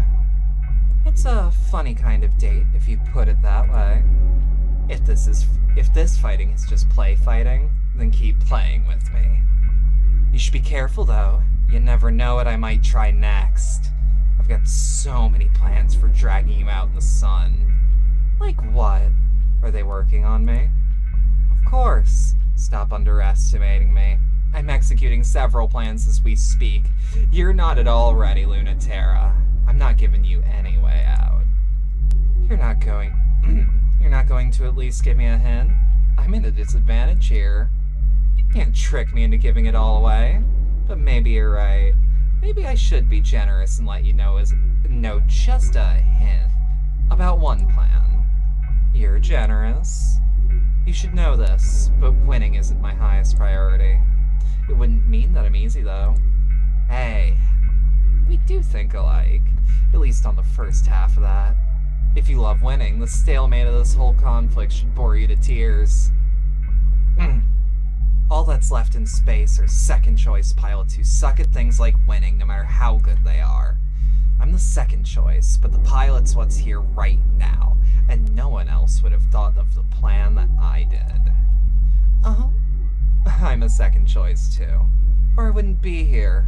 It's that great a plan? Really? You? Oh, it's not a good plan. It's just that no one else would do it. Because I'd have to be a freak to try to catch you on foot. A first choice would never be sent to space in the first place. That does sound like a crazy plan to me. What would you even do if you found me, assuming I'm even standing still? I know it sounds like I'm showing off, but I couldn't beat you in a fair fight. So anything else is in my favor, right? Maybe it's the only way around that ghost ship of yours, and how much of a genius you are. I can track any ship that I've hit once. She has to be taller than Halamede because that would annoy Halamede. How tall is Halamede? Do we know this? I also have ways of being so hidden you could never find me. You're right. But you haven't used them. Maybe not. Also, did you know that your Mercrisium is a manual bypass for opening the cockpit? Yes. Well, good. But I'll knock anyway. The gentle hiss of pressure, and the cockpit opens. Hi. You look a little different. Not nearly so smug. And you look a lot different. I remember you now. You were such a good girl. I never would have thought that was you. You're smiling, Lunatera. Did something good just happen? You must really trust me to come unarmed. Why would I need to be? I win. I'd say I'm pretty dangerous just like this. You think of everything. Never mind. You do look in... Yeah, that was a jumble in my brain. Never mind. You do look infuriatingly smug for someone I just beat. Step away from the controls. Sure. I'm not laughing at you. I'm impressed. You know, even still, even in a fake fight you have no respect for, no one takes me this seriously. I'm the Memorial Foundation ace, but just by default, after the good ones left. So I don't mind losing to you, since you think I'm so cool. Lunatera kneels by the controls, hands up. We're still in reach. Saturn climbs the open hatch. No sudden movements, and I don't think you're cool. What do you want now? My ship? Me? They're both useless. I'll decide that. I don't need your ship out of commission. I'm gonna be much cooler than you very soon, and then I'll beat you sort of fair and square. And maybe I should reprogram this ship to be absolutely sure. Lunatera whips her around so fast Saturn's pinned down in the cockpit seat before she can even tell how it's happened. Sorry, but touching there isn't allowed.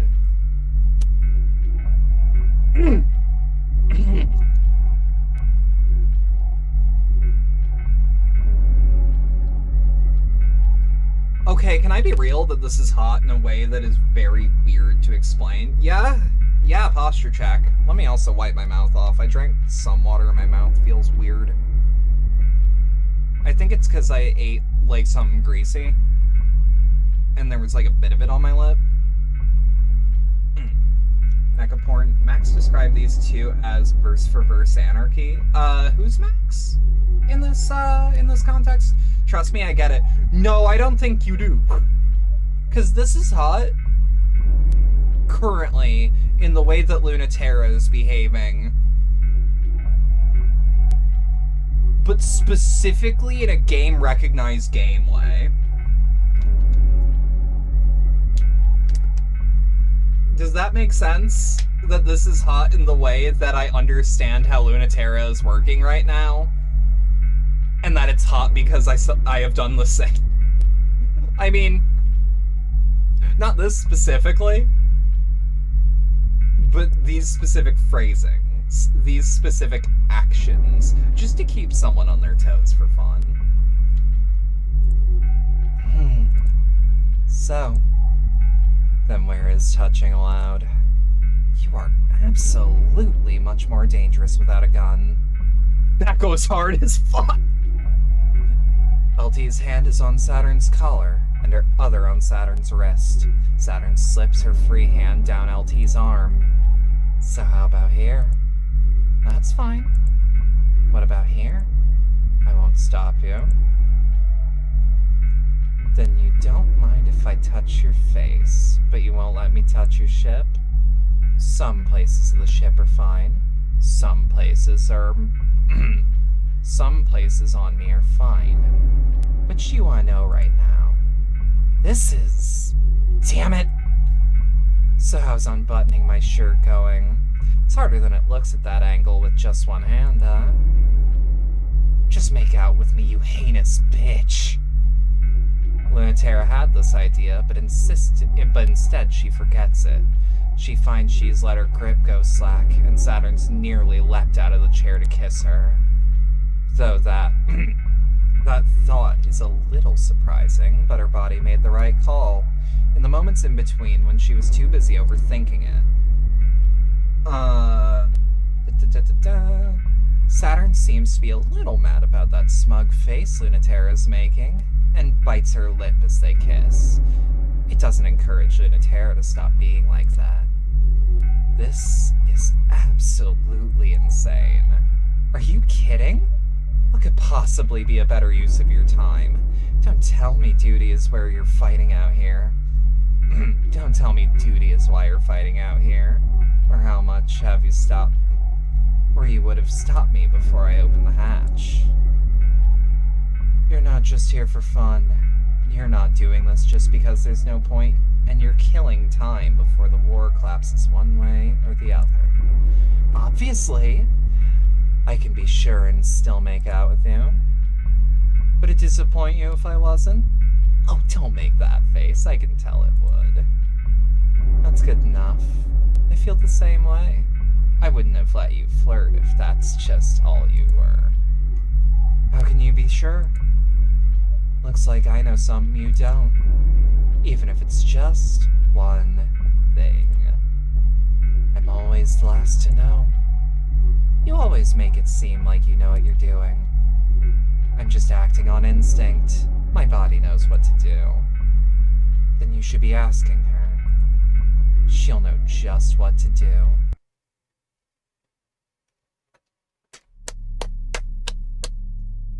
Fucking get you some.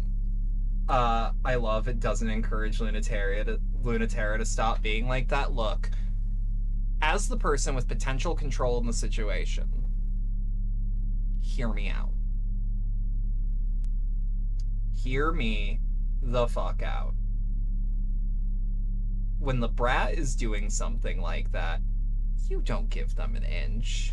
You make them think they have just enough control, and then you rug pull them. That's how you do it.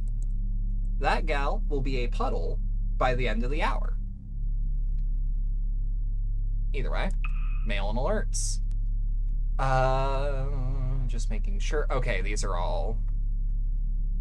Annual Academy student rating. Origin, Colony Server Force Extraction. Author, Memorial Foundation Space Academy Archives. I won't rate them. They're still learning. Given this, Halamede is underperforming based on the expectations that you set out for her. I told you the projects were completely divorced from reality, repeatedly, for this very reason. The authority she may have wielded on Earth means nothing up here. I should add, because I know you'll forget it as early as convenient, that she is performing very highly compared to her peer group in the specific areas that you seem to consider so highly. Sarah makes me realize that maybe I could be a brat if I had more backbone. I think most brats could actually, like, okay, a lot of self-professed brats, and this is me talking about R18 stuff on twitch.tv within TOS. We are not going into detail. I am just talking about situations. Most self-proclaimed brats crumple immediately and can never pick it up. It requires more backbone than they have. There are, most brats could do with learning to back the fuck down. That is not true, Ren. I know I crumple, and it's fun! Like, okay. Keep in mind that everything I say, it sounds weird and controlling to those that don't know me.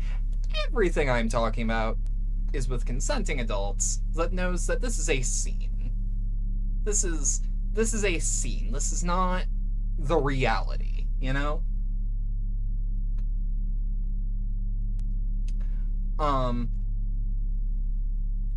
Also, trust me, I'll teach a brat how to back down. It'll be fun. Although, if you ever encounter a brat top, run. Run, not because they're gonna be, like, a problem person, but because, like, oh my god, those two skill sets. Like, you know?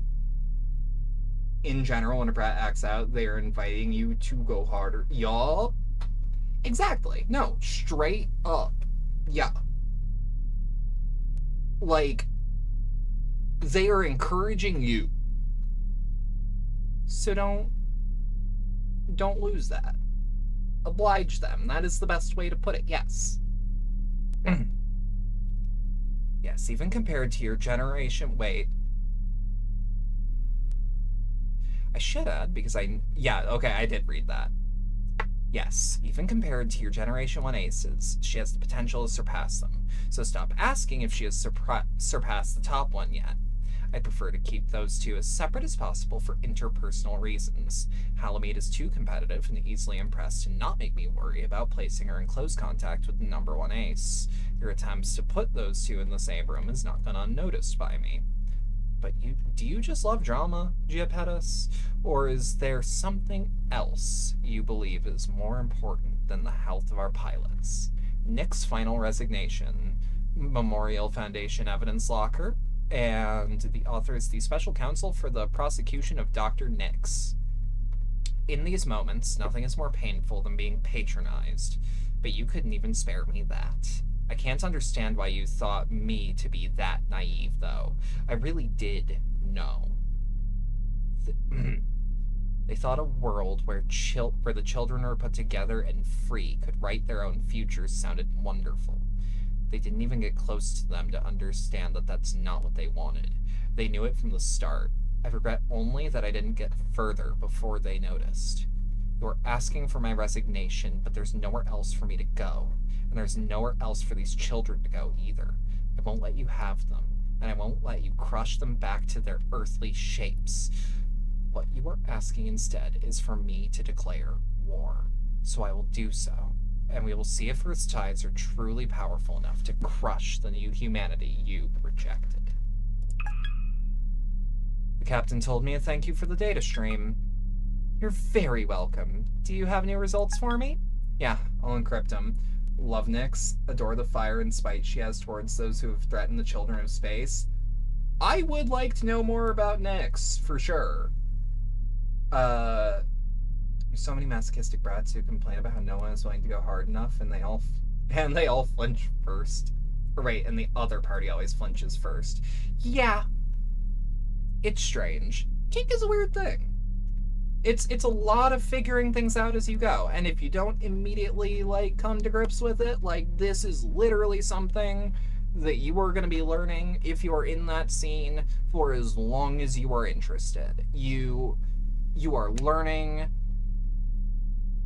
in the scene, and there is only, like, it is a lifestyle, and learning how to do that lifestyle properly, safely, and with consent is important.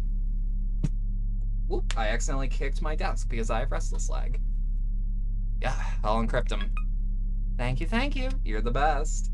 It always comes back down to communications and trust. Yes, also, one last thing. You need to have 2 safe words. One is your normal one. The other is a gesture or a movement that you can do when you cannot speak. That is the biggest advice I can give. Because some people like certain things that means they won't have use of their mouth. Which means they need some way to communicate to you.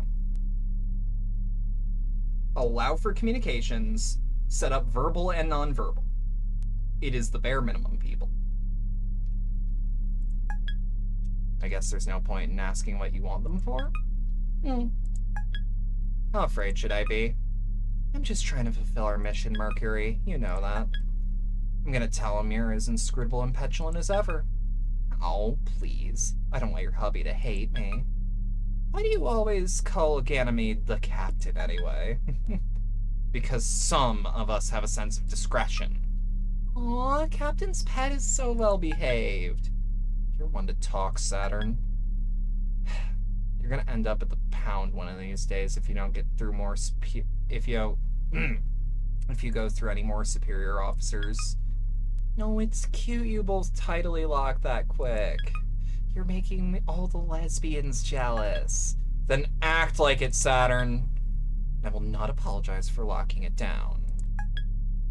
I've had my fill of being a pet. I don't really want to be a pet either. Maybe you're learning to love yourself. What I'd like is to be a toy. That's even worse. No, that's better. Plastic and metal can be molded into any kind of shape. You can smooth over and change whatever you want. You only have to accept the interference you're designed for. A toy never gets to do anything. It sits there looking pretty. Mercury, what do you think I want? Don't you love how our ship's elves evoke so much just by being plastic in the silhouette of a human? These beam weapons are my fingertips. This chassis is my tits. But they're also beam weapons and impenetrable chassis. They can shred the plastic all they want, but they can't touch me. Plastic can't get hurt, but you still can be. Don't forget. People fawn over objects they worship. People fawn over objects. They worship them. She's so normal. This is doll shit. This is combat doll shit. And I'm into it. Same girl, same. They want to be the product they say. I want to be the product they obsess over. I thought you were tired of getting thrown away. I am not for individual retail sale. Look, don't touch. One of a kind, not sold in stores. She's just like me.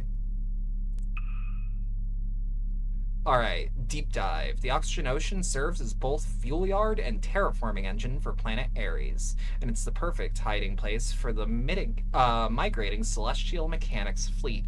But deep down, something is reaching up for them. Hit me. Give me landing. Saturn, what are you doing?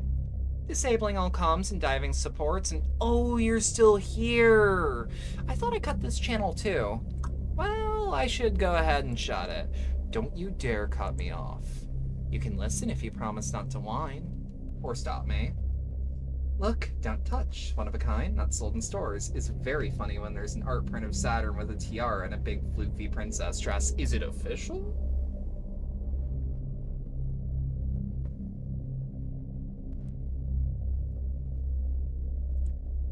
I'll do no such thing, and you cannot make a deal with me. I'm simply stating a fact, not making an argument. She's blushing. It's great. It is.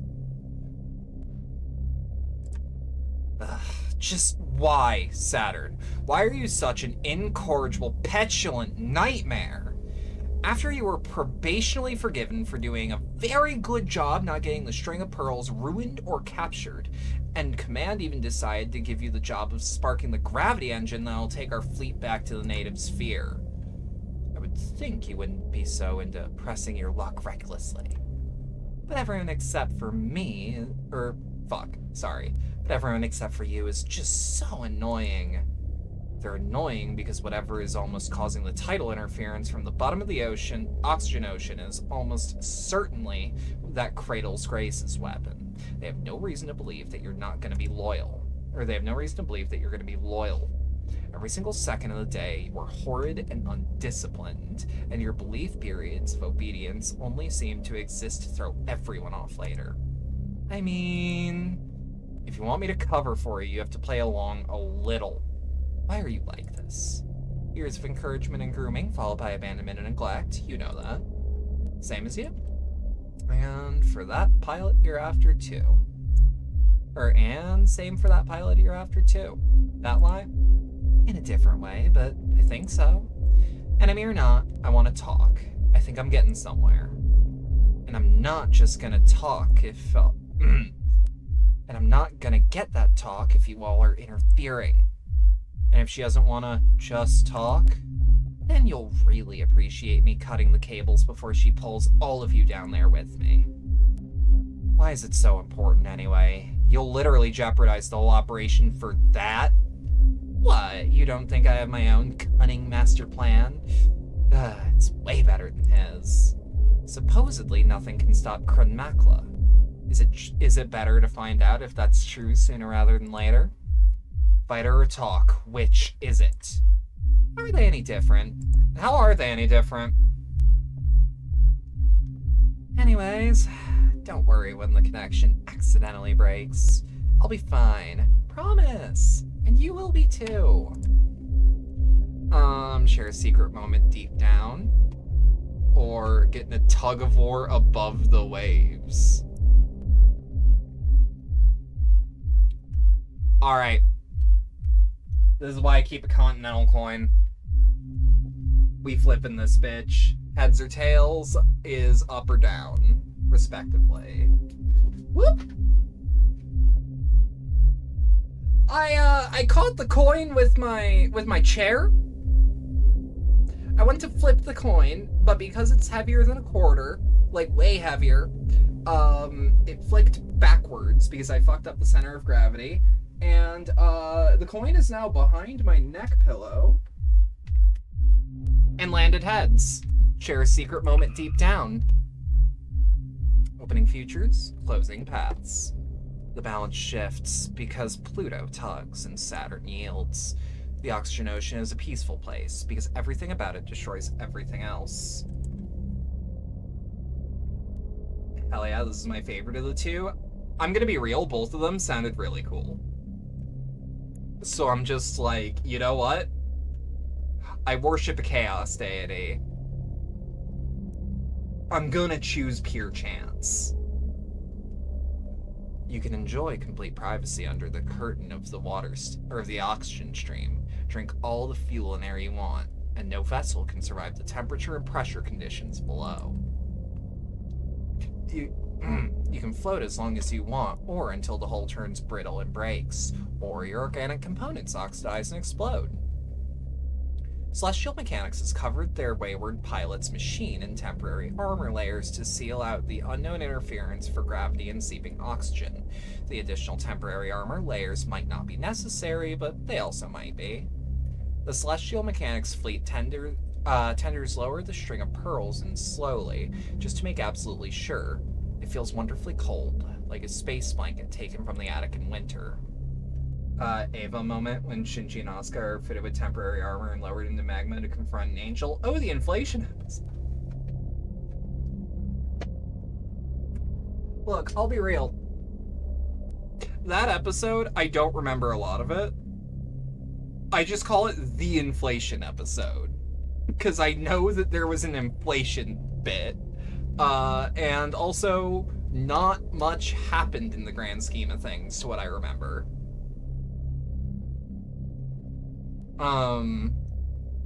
Pluto is there, deep, deep down, and when Saturn slips in, she feels the ripples, as if they were in opposite ends of the same, perfectly still pool. The feeling is wonderful. Saturn's surprised that's true. Same way everyone remembers, oh, the Vor episode of Dragon Ball. I don't, but I'm also not a big Dragon Ball fan. Not that I dislike it, just that I never got into it. I respect Akira Toriyama like nothing else, though. He is up there with Masahiro and Junji Ito. He is up there with Go Nagai. Like, for how important he is for me. There's one particular scene of Cell tail-voring Android 18. Huh.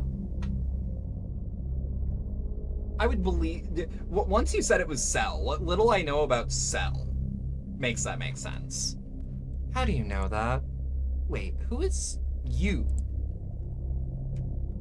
How do I know what, Saturn? Who are you talking to? We're asking for confirmation to lower you. Yeah, I've been ready. Sorry, I got distracted. You must be if you're apologizing. There's someone down there. She's speaking to me. No. She's trying to eat me alive. Okay, it might be both.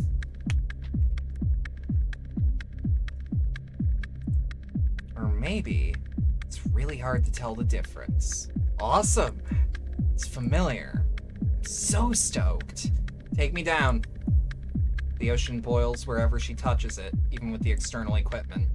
There's no way to rely on sight, and the paramagnetic influence is too erratic for sensors to process. She can only feel her way for both of them. The cable to your left is extremely important. It's the only way we have of communicating and monitoring your situation. Uh-huh. So you'll need to be extremely careful with it. Are you listening? Yeah, but not to you.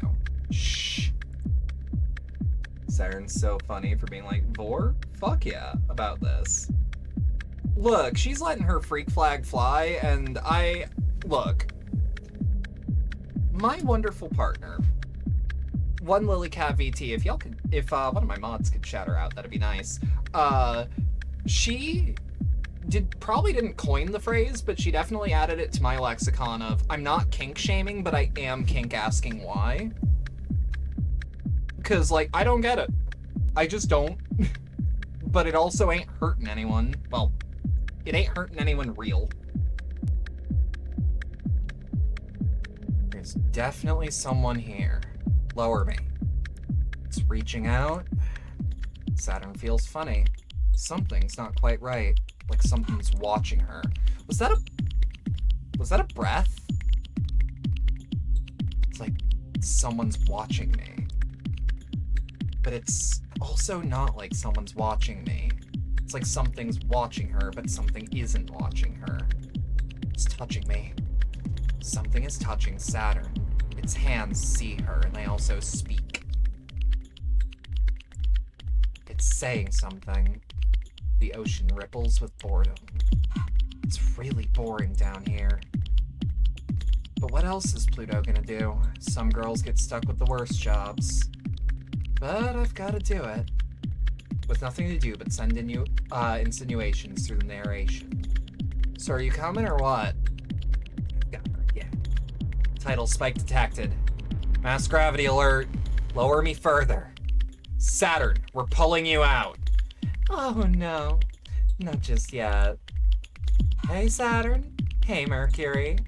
Sorry, I'm borrowing her for a little bit. Saturn's cockpit floods with alarm lights of an imminent high-intensity gravity event, but it's too late. A string of pearls discharges its electromagnetic field and delicately breaks off the winch. Saturn, what are you? The string of pearls cleanly slices off the left communication wire and the pulley system. The silence of the oxygen ocean reminds her of a sensory deprivation tank. What a good girl. Hey, don't praise me like that. I wanted to speak to you again. Damn it, I cut both wires. Even ship-to-ship comms are down. Saturn, can you hear me? Would you hear me if I spoke with this ship? It's been such a long time since anyone could hear it. Pluto's tidal reactor pulses slowly. The thrum feels like it's coming from everywhere. Oh, I get it. You want to talk with gravity? Well, I'm not some miracle child, even though they tried very hard to make me as good as you. Love Pluto popping up to go, hi, before just snatching Saturn into the depths like some eldritch leviathan. Yeah! Thank you to J. Isaac Gradient for the follow. Welcome to the cabaret. Hope you enjoy your stay. Saturn's reactor, an anxious little ball, is getting just so fed up with this. It's frustrating not to be understood. But you know what that's like? You don't know how much I know. But I believe in you. If Saturn moves too much, she might forget what direction up is. The sensory deprivation of the ocean takes everything away. But she also has to remember that's not true. I don't believe you, but I'm trying. Oh, she's trying. Of course I'm trying. Come on. Where am I? Yeah, I hate people playing hard to get. I believe in you, but you gotta work for it. I think Joyride is your favorite. It's so funny how Pluto is so big and so powerful and so scary, and Saturn's just heavy breathing, pupils dilated. Yeah! I can't do it. Sorry, but I'm cheating. String of pearls electrotoxin shoots through the ocean like a bolt of lightning. It reaches out because it's attracted to you. It seeks the path of least resistance, looking for something that wants to respond. What it really does is run along the boundaries, theoretical and real. There's a place for the boundary between one thing and another is its weakest, and it runs along the boundary until it finds it, and then it connects the two. Why is she doing that? Oh, it's what you're used to. Good at seeing weak spots. I got a lot. Can you find them? You can do it if you try. Maybe you just need a little push. It's like there's nothing. Not a single crack. Don't say you're not perfect. Don't make me do all the work. The pressure is overwhelming, but it's overwhelming for Pluto too. The Kronmakla is like a little star, gushing matter and condensing it into an engine of light over and over. It was modeled after a theory of the Big Bang, after all, made in secret on that planet Hades in the boundary between what is human and what is not. It's a fragile boundary. You can touch it, but be careful. This takes me back. Which is not fucking fair. Are you doing that on purpose? Always taking me to unpleasant pasts. Oh, is it taking you back? Sorry. But we can't help it. It's the first thing beneath our surfaces. It's hard for me, too. It takes Saturn back to our first implant series, when they took the most special children they could find and tried to cheat them into being even more special. Bypass all the work and care that has gone into the third-generation pilots and kick them directly into humanity's next stage. Cheating, as you know, felt good. It felt wrong in a good way. It felt good in a way that felt obscene. It felt bad, like she was getting more than she deserved. They chose her, but she felt like she played a trick on them, like she lied and got candy for it. They know there was nothing special about her, and then they gave her the most special thing. If they knew how special it was, and how much she didn't earn it, and how they would have given it to someone else, but they didn't. Even when they threw her away, she never forgot how that felt. Is it always like this? Oh, baby. It takes Pluto back to when she was learning how to be a person. In space, they decided that they would start over, without assumptions. Humanity would be protected by the most human children they could make. No matter how badly they did, no matter how much she wasn't up to how perfect they wanted, they never gave up on her. That was the worst part. She wished so much they would give up. It was so hard. She just wanted to be the mess she really was, and they wouldn't let her. She knew with her whole heart what she was supposed to be. She had it memorized. She could never make it leave her body, become the thing she did and the person she was. They never let her be what she wanted, and she wasn't strong and smart and pretty enough to be it. Both of them remember. Reaching through the wall to the one on the other side, wishing so hard to hold hands it feels like you really are. You're two pebbles dropped in the pond, but your ripples touching her enough. No one knows, and not even the two of you almost don't. Never say it out loud, never think it out loud. It sounds so sad when you put it like that. Scribbly, crumpled Saturn, soft, smudgy Pluto. Yeah.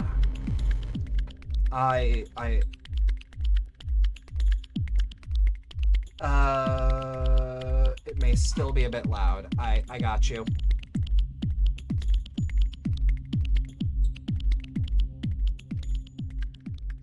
It just, that's still really loud, and I don't know why.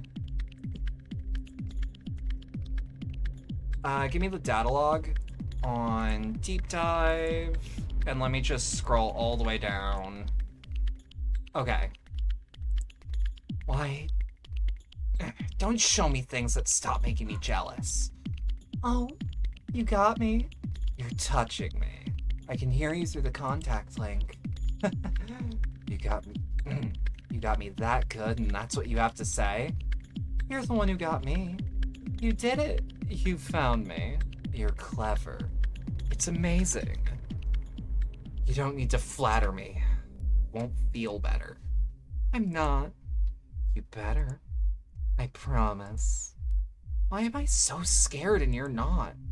It's just me. Sorry I'm like this. Well, you can flatter me a little. You're a little needy, huh? Didn't you just say I had you? You do. You can do whatever you want now. Why did you do this? You came after me, so it's only fair I came after you. Don't say it's only fair. Say I'm amazing and important, and you came after me specifically. You're totally not needy, huh? Give me a better answer. I want to know why it's me. I don't have one. There are so few of us left. I've got to cling to everyone. But I love that you're scared and you believe anyway. I think you're one of the only people who could make something change. And there's no time left. Is that a proposal? To join your side? Yeah? But if I refuse, then give me a good reason for me to join you. You're even more impulsive than me. You can start to see why I fight, can't you? The way I'm starting to see why you do. Show me something important, and I'll be yours too. But you're definitely not gonna go quietly, are you? Nope. If I let you go, will you promise not to crush yourself and me and literally everything? This time, you mean? Yeah. I think I can do that. Say hi to Mercury for me. See you again soon, baby. September 12th, 1963. That's when the first and last artificial colony of the native sphere was completed, in a tranquil bowl of stable gravity at Lagrange Point 5. As the point line against existential threats, a training facility for a generation of humans adapted to fight in space, as a colony environment with life, gravity, and culture necessary for human beings to live, thrive, die, and be born. With the hope that peace on Earth would reign if we won this war in heaven. Without pressure, water boils off our tongues, and we dissolve into component parts. Without culture, we forget the shapes we're supposed to have and turn inside out into something else. Out of necessity, we created a pressurized environment, exerting enough gravitational pressure to maintain cohesion in all senses in space. A ship's elf to ferry us through the world. They function only in places where gravity of humans is too light to sustain existence. It was doomed from the start. Of course they were jealous of the humans the Earth no longer wanted, flying on zero-G wings. Dr. Nix, Executive Director, Memorial Foundation, Existential Expansion. I can't believe I got blasted off lore via tax filing ads. If you would like to take a break from the ads, if you would like to be free once more to enjoy the MB Cabaret unimpeded, well, I'm not gonna force you to sub. That I just realized that makes it sound like I'm forcing you. But if you can spare it, you are more than welcome. Sorry, I'm not used to the pushing thing. It never felt right. People sub when they want to. If you want to, you can. Eey. July 29th, 1958. That's when the Memorial Foundation International Executive Committee was granted international authority in the spirit of unified human peace and the verified presence of an existential threat outside the solar system to establish a cultural, military, and scientific response to existential threats. No longer confined to Earth, a growing native sphere where our gravity reigns forever. Safety, research, and expansion, the three pillars of Memorial Foundation's space branch, will protect Earth from without. From without, as if it has no. As if it has from within. Free from the old world's gravity, it would be possible to advance science, art, and culture without constraint and join hands. All of Earth finally unified. For Memorial Foundation, protecting humans from other humans through peace on Earth, and protecting humans from everything else through war in heaven, would fulfill both our agendas simultaneously. We really, foolishly, decided we could do better. Wallet empty? No, fair enough. Once I finish rendering this bulge, I might have enough money to sub again. Only do it if you can afford it. Genuine? Like, me breaching all kayfabe? Literally only do it if you can actually afford to. Subbing is optional. Being here and seeing the ads also helps a lot. Like, a lot. Either way, we really foolishly decided we could do better. There are two errors in this approach. The first is that to do better in heaven is meaningless if it cannot be exported to Earth. The space program was never rejected by the surface. It simply did not have enough relevance to sustain interest. The second error is the intrinsic error of the Memorial Foundation. The existential threat is intrinsic to humanity. You can fight it, but you cannot cut it out. The designation of alien is required by humans. We cannot trick an existential threat into a convenient manifestation. As it has always been, only humans can fulfill the criteria to be alien. Europa, Chief Officer, Memorial Foundation, Existential Safety. January 2nd, 1980. That's when they blew up the Lagrange colony. It was a real shame.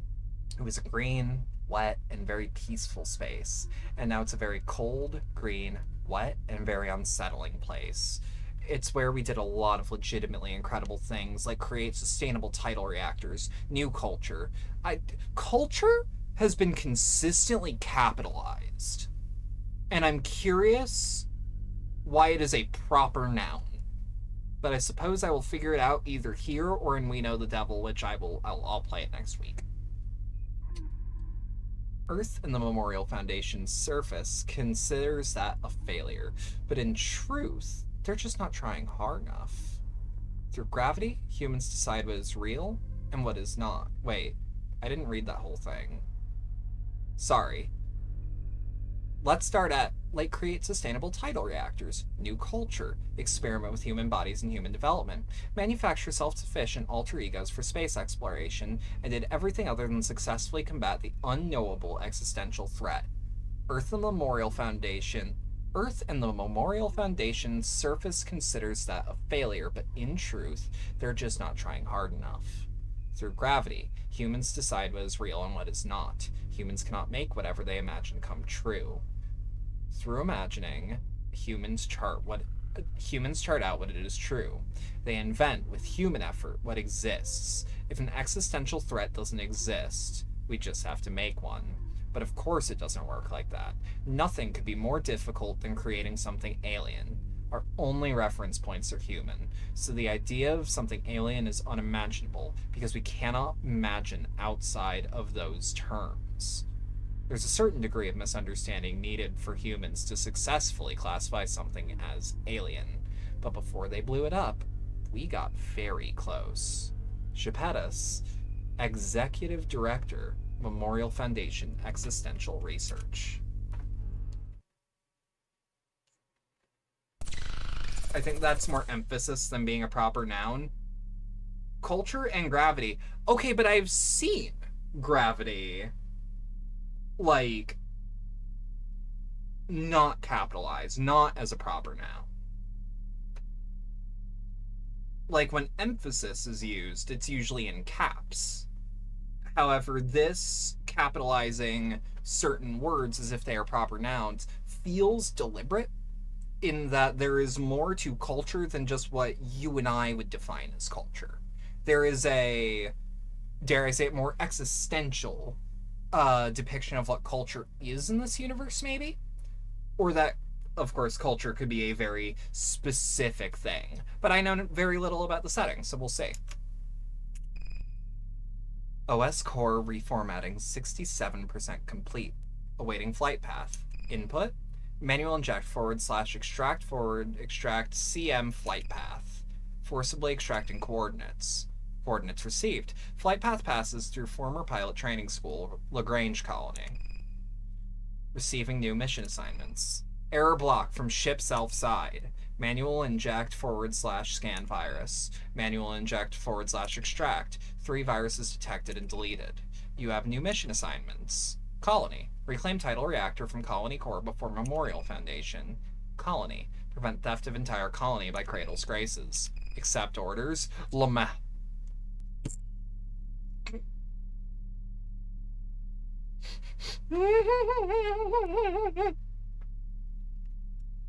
Culture is the social equivalent of gravity. Noted. Accepted. Normalizing gravitational slingshot effect. Prepare for immediate launch to Lagrange Colony. Mail and alerts. Subject Nick's resignation to Memorial Foundation Investigative Archives by Memorial Foundation Celestial Mechanics Research Lead Yapetus. Nix. You fundamentally misunderstood the purpose of pursuing the dream of space. I never sought to correct you, after all. All the great things that you have accomplished are the result of that misunderstanding. You believed that your dream, so universally loved, was loved because we wanted it to come true.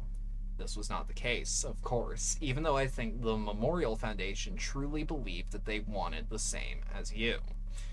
But as the tides of Earth turned, they realized in their own hearts that they are not the forefront of humanity's change, but slaves to its whims. To protect human culture means to always be at its beck and call, no matter what it becomes, and their dream is one of overwhelming power. It will unlock the last mysteries and cement our authority forever. What your children achieved with freedom from gravity, we will have the power to determine on our own.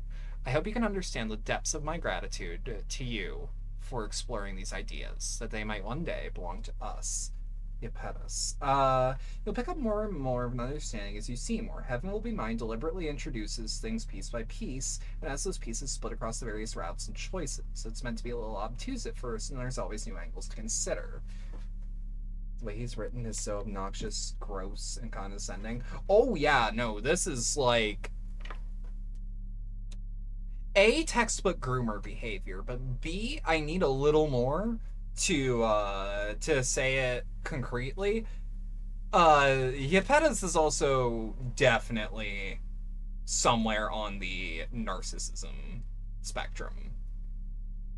I do not know where, but a lot of groomers are, frankly.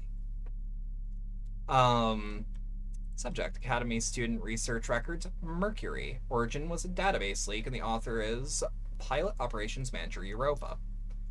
Of all the Generation 3 pilots, Mercury is far and away one best suited to actually be a pilot. To the degree I'd be terrified of giving that position to any other of Eupetus' nightmare brats, so there's absolutely no chance that he'll be assigned, of course. He really is trying to maximize. What I want to impress, however, is that Mercury is still someone Eupetus chose personally for the pilot role when he served himself during the Cold War, alongside the current second-tier candidate SATURN. Mercury used to be a lot different, which is obvious. A lot of our pilots used to be a lot different, for reasons only space can explain. I think reducing it to Mercury's personal stake is as incomplete a reading as it would be for any of the other pilots in celestial mechanics. Some of them even know exactly what they're doing. Mercury most of all. I don't think he has petulant grudges against humanity. He's just very critical. Huh. Pathologizing it is not ideal. He could also be just like a million little things.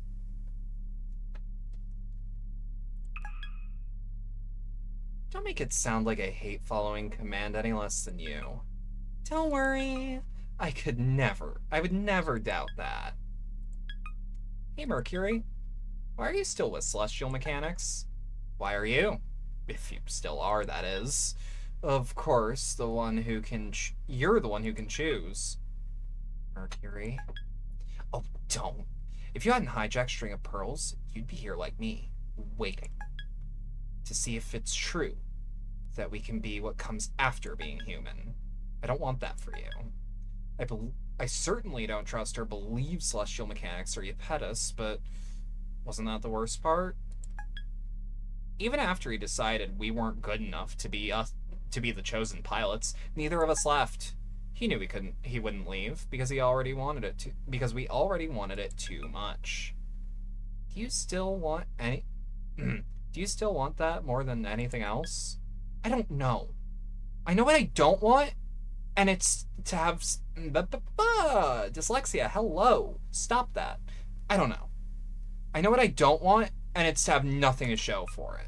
Nothing to show for what? Come to space, going to the academy, never having a chance to fight in the Cold War, not having a say either way, falling stupidly for the worst man alive. I'm counting on you, Saturn, to give me something better than just the same Earth we left. You never have to worry about that. I have only the highest ambitions for us. Those girls you're flirting with better have a decent future for us, that's all I'm saying. Sure, fine, okay. Only if it's a really good one. If nothing else, I'll make sure that he doesn't get the future he wanted. Ha! Any future but the future he wants is good.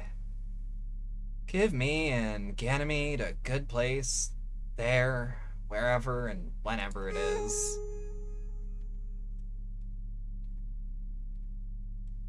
Actually, wait, no, I totally misread the tone.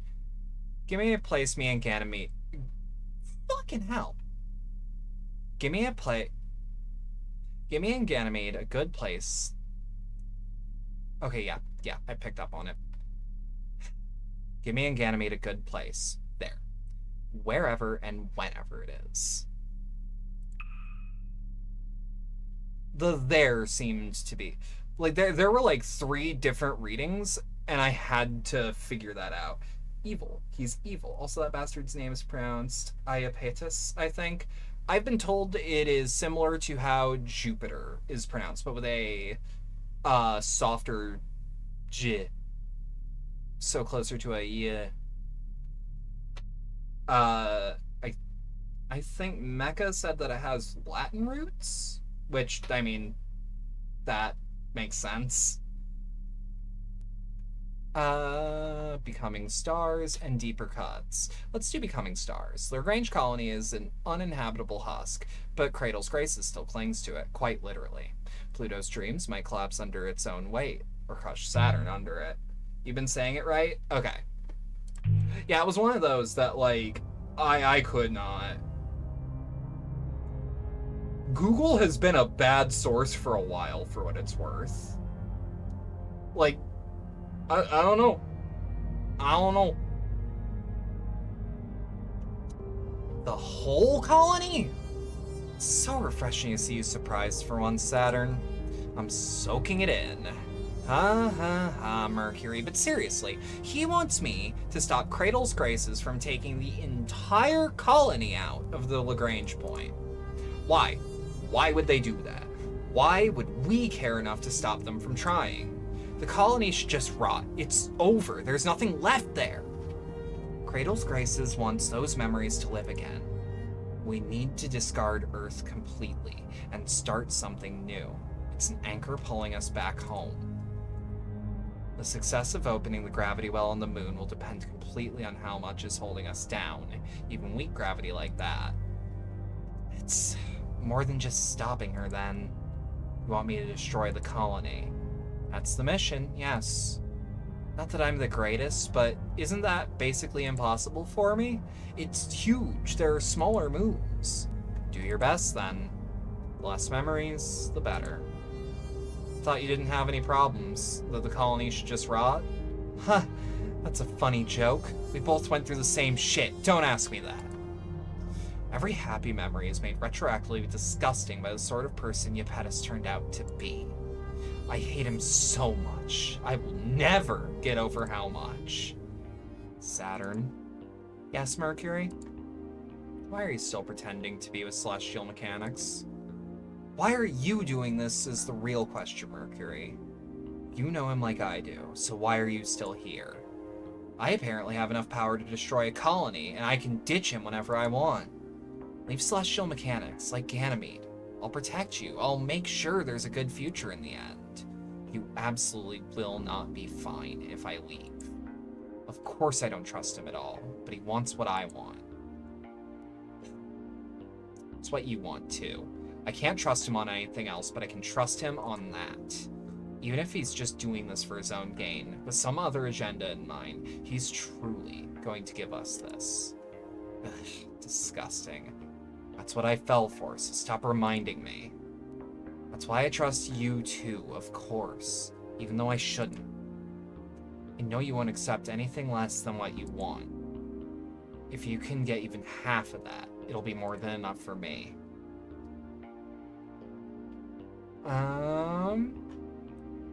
Battle in narrative space for each other. I'm just doing that on the grounds that that is the more interesting sentence. Is that a fair thing to choose over? I really like how painterly this all looks. Like, I'm pretty sure this is all digital, but like, I really love how much it actually looks like brushstroke. Just flat, you know? Because I did the same. Well, like, they don't give me more information than betray or not betray, you know? That's the true Saturn route, TBH. Any option that sounds like making out with girls instead of doing your job. But the thing is that I'm not inherently going that way. I'm straight up going by, okay, that sounded more interesting. And it might end in me making out with someone, but that's just a benefit. It's like a medical package when you get employed. Like, it's not the primary thing I intend to be using, but it is nice that it's there. This game's soundtrack, I swear to God. Bought it for a reason. I might buy this. I might buy this and its soundtrack. I'm bumming a copy right now, but not pirating. Saturn rushes in, because Pluto is ready for this kind of fight. This is not what I was expecting. Like, you're kidding, right? No, Pluto isn't joking. The furthest thing, the swirl of cosmic nebula dust that completely obscures the colony in Pluto's warm embrace is no punchline, only insofar as it is true that Pluto is so strong, it's funny. Also, give me 2 seconds. I need to take my lanyard off. My neck's getting scratchy.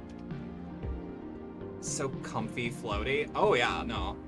Floaty is definitely the word I'd use here. Hang on, that also means that I have to refix my headphones. And put them in a specific way. I am just gonna throw that there.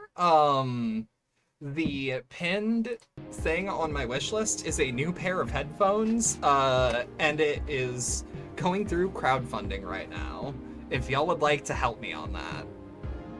No, Pluto isn't joking. The furthest thing. Wait, no, I've read that.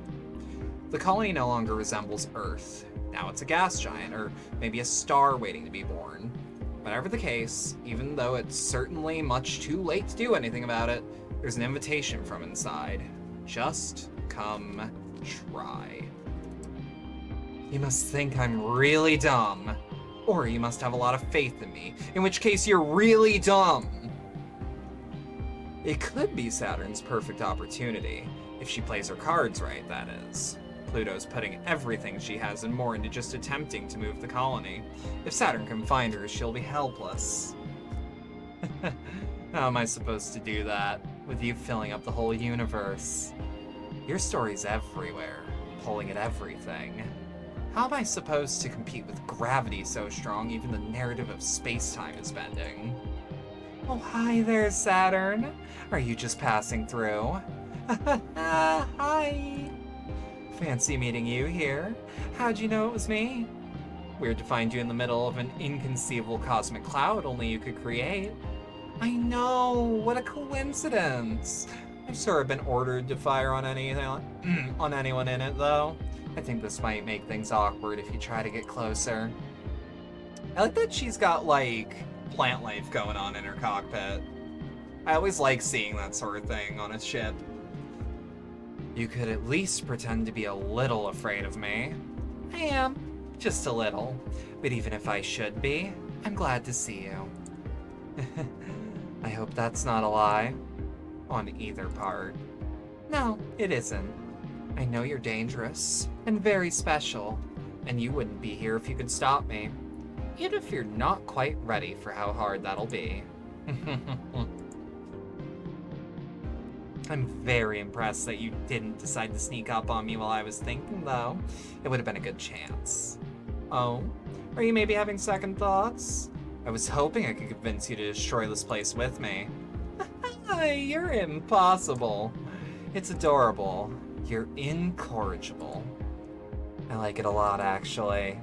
I even envy it a little. Oh? Thank you. I was just being difficult. Which is very charming of me, but I was half serious too. Nope, never was. I was almost tempted though. I don't know what your memories of this place are like. They're bad and good, right? Always a little worse than better. It's the same for me. But this place is still precious to me. It was a seed of life once, and maybe it can bloom again. So I'm gonna protect it. Oh, that reminds me. What are you here for?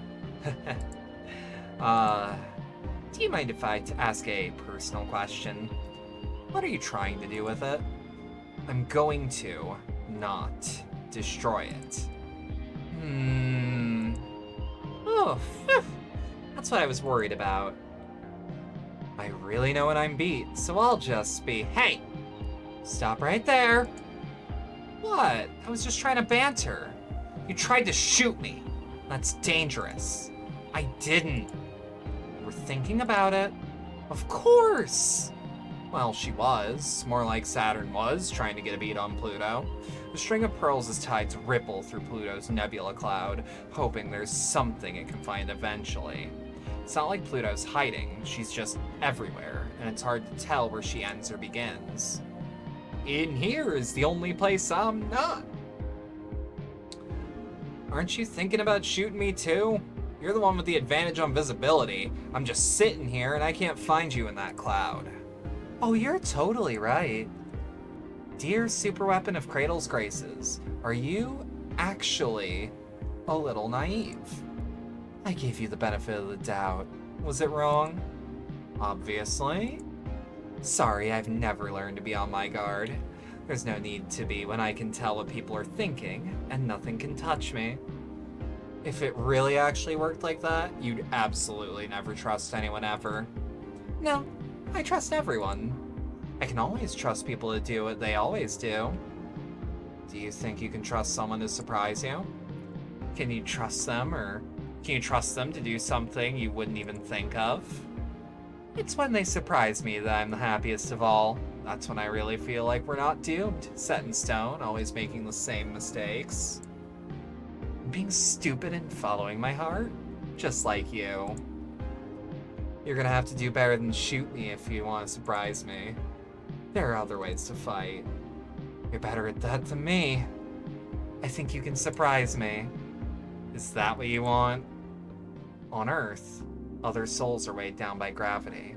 At the same time, gravity holds us together, tells us who we are, good things and bad. The Earth's gravity is strong because it's all of us together.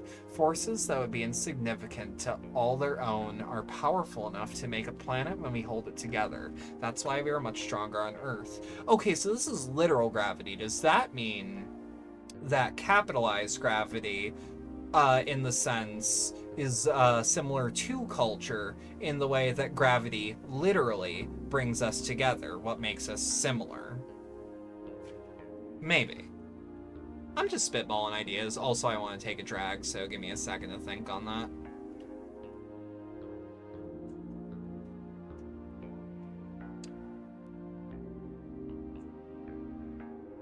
Yeah, that's what I needed.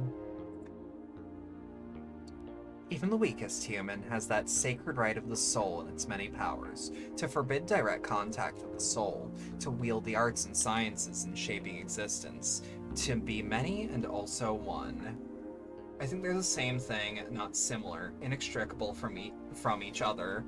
At the same time, I don't think they'd be two separate classifications if there were not crucial differences. There are definitely distinctions made. Yeah, that's where my brain is at. Where, like, there is a lot of similar, but there is a big difference. In space, our gravity is weak. Without the constant pressure of tidal reactors, our souls would dissolve, the way that water, at high enough altitudes, will evaporate off a pilot's tongue, without atmospheric pressure to remind it to be water. Stories bleed into each other so easily, and our shapes don't hold steady. The fragility in our ships couldn't survive a moment on Earth. In space, there are things we could never do on Earth. With our heaviness, we could never be so tender. Okay, I get it. Let's pick up from earlier, but fight in a way only pilots can fight. If the only way for us to... And the only way us close to the edge of being human can fight. That isn't fighting at all. Do you feel the same way, Pluto? You are listening, right? I was gonna tell you I don't have time to play today, but it sounds like you know I still want to anyway. That's gonna make it harder to convince you to leave me alone and let me do this. You are here to play, right? No convincing me. I can pick up on subtext. Blame it on the wicked celestial mechanics pilot who bothered you and didn't let you get any work done. The thing is, it's fun. More fun than hacking. To bleed, corrode, seep into the mist. Saturn can feel every particle, and the celestial physics that make them move. It's swelling orchestration. Pluto is conducting something beautiful, something overwhelming. In the equations are hints and patterns to how Pluto thinks, to where she might be. It's simple to trace back, easier than hacking too. Space is boring. Space is empty. Space is broken. Space will never give us everything we want. Space is a hope that what we want might... Space is a hope that what we want to make real might already be out there. Just reach out in space and time. We can almost touch it. Space is just a means to an end. But, for a moment, Saturn is overwhelmed with how beautiful even the boring, dead, empty space can be. Even just the way the dust moves around. That's when Saturn realizes she was lost. She went in to tear open the story, to twisted around, and instead, she got so lost and happy in it, she didn't even notice the clouds swirling around her, the cosmic dust covering her, Pluto holding her tenderly. Pulled into the atmosphere of the colony, they orbit gently. Saturn has no reason to fight. It doesn't even feel like she lost. It feels like she won something special. Okay. Wait. Okay. Okay, Saturn. Open your cockpit. Why? Because I trust you. Do you trust me? I do. The same way you trust me. No. I trust you way dumber than you trust me. You're so amazing, and so much more amazing because you believe in something like being human. You pour your everything into something that won't pay off. That makes me mad, but then sometimes I think it might work. Saturn's cockpit opens. Naked guts, exposed circuits. Cronmacula's thumb presses against Saturn, and the distended cockpit, exploring. Oh no. You really hooked in good there. Why would you ever do such a thing to yourself? You don't have to answer. I understand. Your cheek feels human, soft. Oh wow. Suddenly I don't feel like moving the colony much. Maybe not destroy it any more than it was before will be good enough. Why am I doing this? I need to get back to my post. But you look so nice like this. I want to get closer. Is that okay? No, I guess I shouldn't. That's so... What a brazen move. Okay. Maybe you'll really win this time.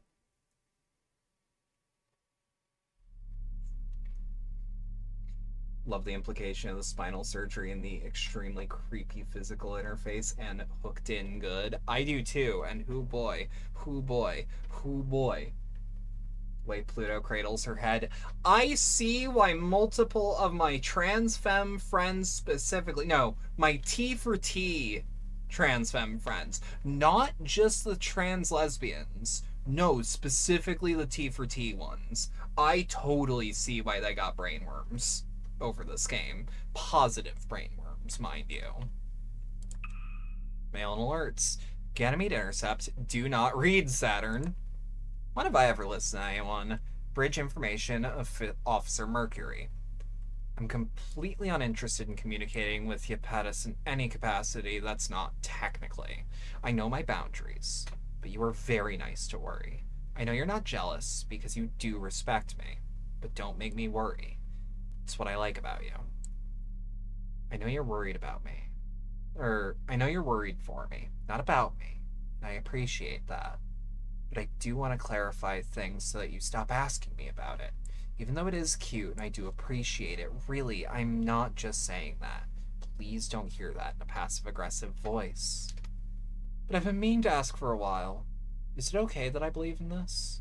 It's so important to me that you understand that it's nothing to do with him, so I worry that means you don't understand what it means for me. I don't believe humanity needs to be punished. I am fine being human, but I think an important reminder is needed. Not alien in the sense of a foreign other that can bear all of our rage and hatred, but alien in the sense of casting our own features into relief. I think what we see as a result should shame us, but there are many things we need to see. You probably say you support me and believe in me. Thank you, but you also say that it means something to you too, and that's really why I love you. Gotta take off. Definitely watching the VOD later. Hell yeah. We know the devil does similar. You see people play one or the other and subsequently change their profile pictures and or screen names or actual names. Ooh. Ooh. Okay. Noted. Subject, string of pearls, final specifications. Origin, Iapetus message intercept. Author, Celestial Mechanic, ship self design. Again, I am having a hell of a time not calling that self-ship. This is not what we talked about, not by a mile. You know I don't actually You know I don't actually have a moral compass that does not revolve around what's cool. So coming to me, just know that it's my professional opinion that I'm not even sure this is cool anymore. Creating a theoretical matter is not even hard under laboratory conditions. Yeah, okay, I read that right. Creating a theoretical matter is not even hard under laboratory conditions, and in space it's easy to sustain it, but the creation of exotic matter like electrotoxins can really get not fun if you aren't careful. Since you hate fun, I already know that it's not what you're after, but you don't have to level with me or anything, that's fine. But I do want you to know that this thing is basically designed to degenerate as quickly as possible. The reactor tends towards aversion, and that will require a pilot I really would not want to meet, and a piloting style no one should ever do. Eventually it's going to drag the pilot down. That's going to be really weird and ugly unless they are immediately destroyed. Clearly you want that. I mean, you said so, but if they're gonna have so much fun, let me try to convince you that you should set a self-destruct in there. Maybe something cool will happen when she averts and the ship self keeps her anchored in space-time to mess everything up. If it's not, don't you want a backup option? I love how even Yapetus loyalists say shit like you hate fun. Yeah. No, it actually reminds me how like I had found like things that were like leaked in articles that were like internal Twitter stuff like during the buyout, where the TLDR was basically, this man is a fucking idiot and I'm going to get fired, and Jesus Christ, he is such a fucking idiot, this website is doomed. And it reminds me of that. If that makes sense. Just like the way that even people that are like cool with Yapetus are like, you hate fun, or that is not how this should work and it really shouldn't happen. Reminds me of that sort of thing. Saturn, I would love it, just love it, yeah, if you messed everything up this time. Is this reverse psychology? Did I really reduce you to that? I'm a little impressed by your persistence in nagging me, but now I'm feeling like I punished you to your limit. Shut up. As always, I am serious. Messing things up is literally the only thing in the world no one has ever needed to specifically tell me to do. And you keep yelling at me when I do. I've been looking into Yapetus's work on the Aversion Project. Oh. How much do you know? More than you know. Of course, it was always suspicious that Yapetus decided to support us. He was very insistent in his interest in taking humanity to, quote, the next stage. As if that is why any of us wanted to connect with the so-called existential threat. Everybody who already had everything on Earth couldn't possibly understand. They just want even more for themselves. And that's what I thought too. Yapetus's plan is very attractive to certain factions in Memorial Foundation. Certain factions in Memorial Foundation really liked the days when humanity was united against the existential threat. Except aliens aren't real. Okay, they're a nth dimension shadow cast by gravitational impression of human culture and space-time, but that makes them a few shades sort of real and much less dangerous than their cousins on Earth. And even those are so weak, kids with radios can take them out. Anyway, Pluto wiped them out. That was the whole plan. Since humanity doesn't care about them anymore, they'd never have expected that we would find a way to avert our tidal reactors and become the aliens ourselves. The only alien is what is alien to us, and that's fundamentally humanity. We're aliens to ourselves. F in brackets X equals that which is human that humans are not. And Yapetus isn't going to give up everything he has for that. You think he was lying about wanting to? I think he's lying about himself wanting to. We know the devil reference? Noted. Yapetus screams libertarian tech CEO. Wow, down to the grooming. Sorry? I'm not gonna say that was mean, but that was a bit far even for me. That's my bad. That's my bad. I think he's happy to let us complete the project and go home. Because he'll have exactly what he and the rest of humanity is longing for. A scapegoat. Someone to be an alien humanity could guiltlessly fight against. I mean, it's accurate. This may be true, but you can only say so much truth in one stream. Yes, I'm fine with abandoning Earth. It hasn't given me anything. But not on his terms. Not ever. Don't worry, Mercury. I've got a plan. No matter what, it won't go his way. I'm starting to see that they actually do have a rapport, which is nice. For the purpose of Twitch TOS, that was a bit. Yes. Yes. The Garden District, closest to the malfunctioning and broken tidal reactor that kept the colony together. Time and space aren't quite right. It's the perfect place for a real fight. How deep under Luna Terra's skin do you think she can get? Oh, really far. Ugh, this place. It just occurred to me that the only challenge run this game could have is can you beat Heaven Will Be Mine without lesbian sex? And that's tickling me more than it should. This place. You don't feel like seeing home again? Ah, come on. Don't tell me you don't have any fond memories of the Academy. I do, despite myself, and that's why I don't have any wish to see it like this. A ruined garden that only reminds us how weak the gravity of this whole venture really was compared to Earth. Not to mention, it was all for something completely worthless, too. Wait, now you're grumbling about a mission. This is historic. The Lagrange reactor is just a hollow shell. There's barely any advantage to have in getting it. This better be a trap to use you as bait to get Memorial Foundation off our trail. Oh no, what a terrible trap to fall in. More flirting, I see. Is it unbearable? Yes, extremely. Are you really still getting nowhere with her? What are you talking about? Actually, just give me 2 seconds.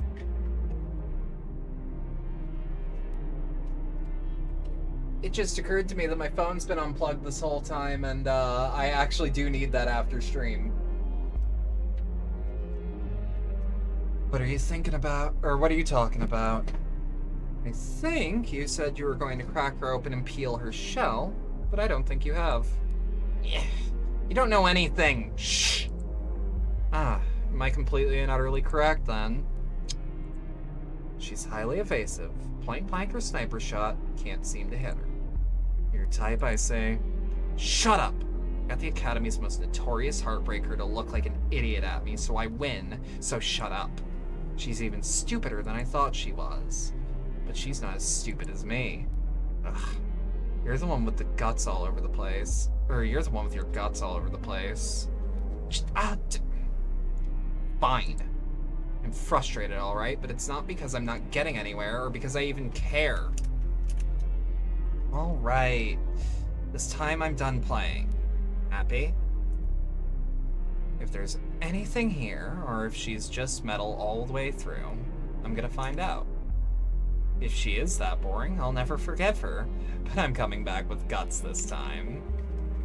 Fight for real in a fun...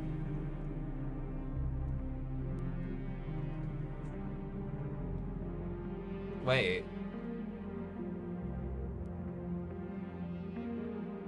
Alright, yeah, fuck it. Never forgotten. Every story told. Not long ago, the Academy Gardens were beautiful, and they were warm. Now they are colder than space, because no feeling is as cold and as wet is, not even vacuum. Under the stability of artificial gravity, Lagrange Colony was as Earth. Saturn blasting dumbest girl alive in her cockpit? Oh, fuck yeah. You think she was blasting Hollywood Baby when she escaped, though? Because, like... I would.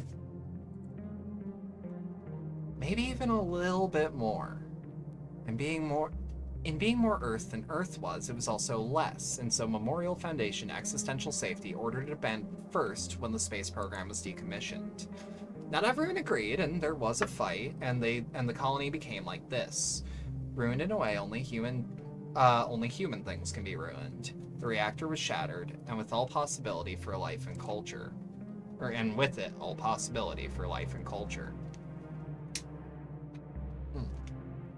Yet still, some of it lingers. Moss grows, objects gather, sometimes there are whispers, tidal memories, etched into space-time by humans who spent too short a time here. True space is more of a numb feeling. It's cold, it's the cold of nothing, and it feels like nothing too. I'm not so lost in nostalgia I can't tell when I'm not alone. And I know I'm not alone, so say something. So you did come. You're always really close by. Or you're always close by.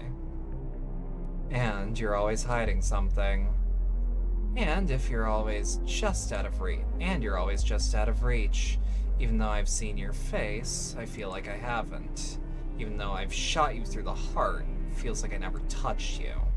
Maybe you're just tense, Lunatera. I feel those plenty. I should say that about you, in fact. Lunatera, maybe you're the one who never came close enough to touch me. Am I just that good, or are you holding back? You're slippery. And you've gotten better, too. What makes you say that? I don't already know where you are this time. I must have been doing pretty awful before then. No, you weren't. But it's still unbelievable that you've gotten so good in such a short amount of time. So I don't believe it. There's no hiding how much I suck, huh? No, the opposite, actually. There's no way you weren't this good before. That's not true. You've definitely been trained, haven't you? I've never fought other pilots. Did you fight something else? That doesn't count. It was nothing but training, and then nothing. The existential threat was never real.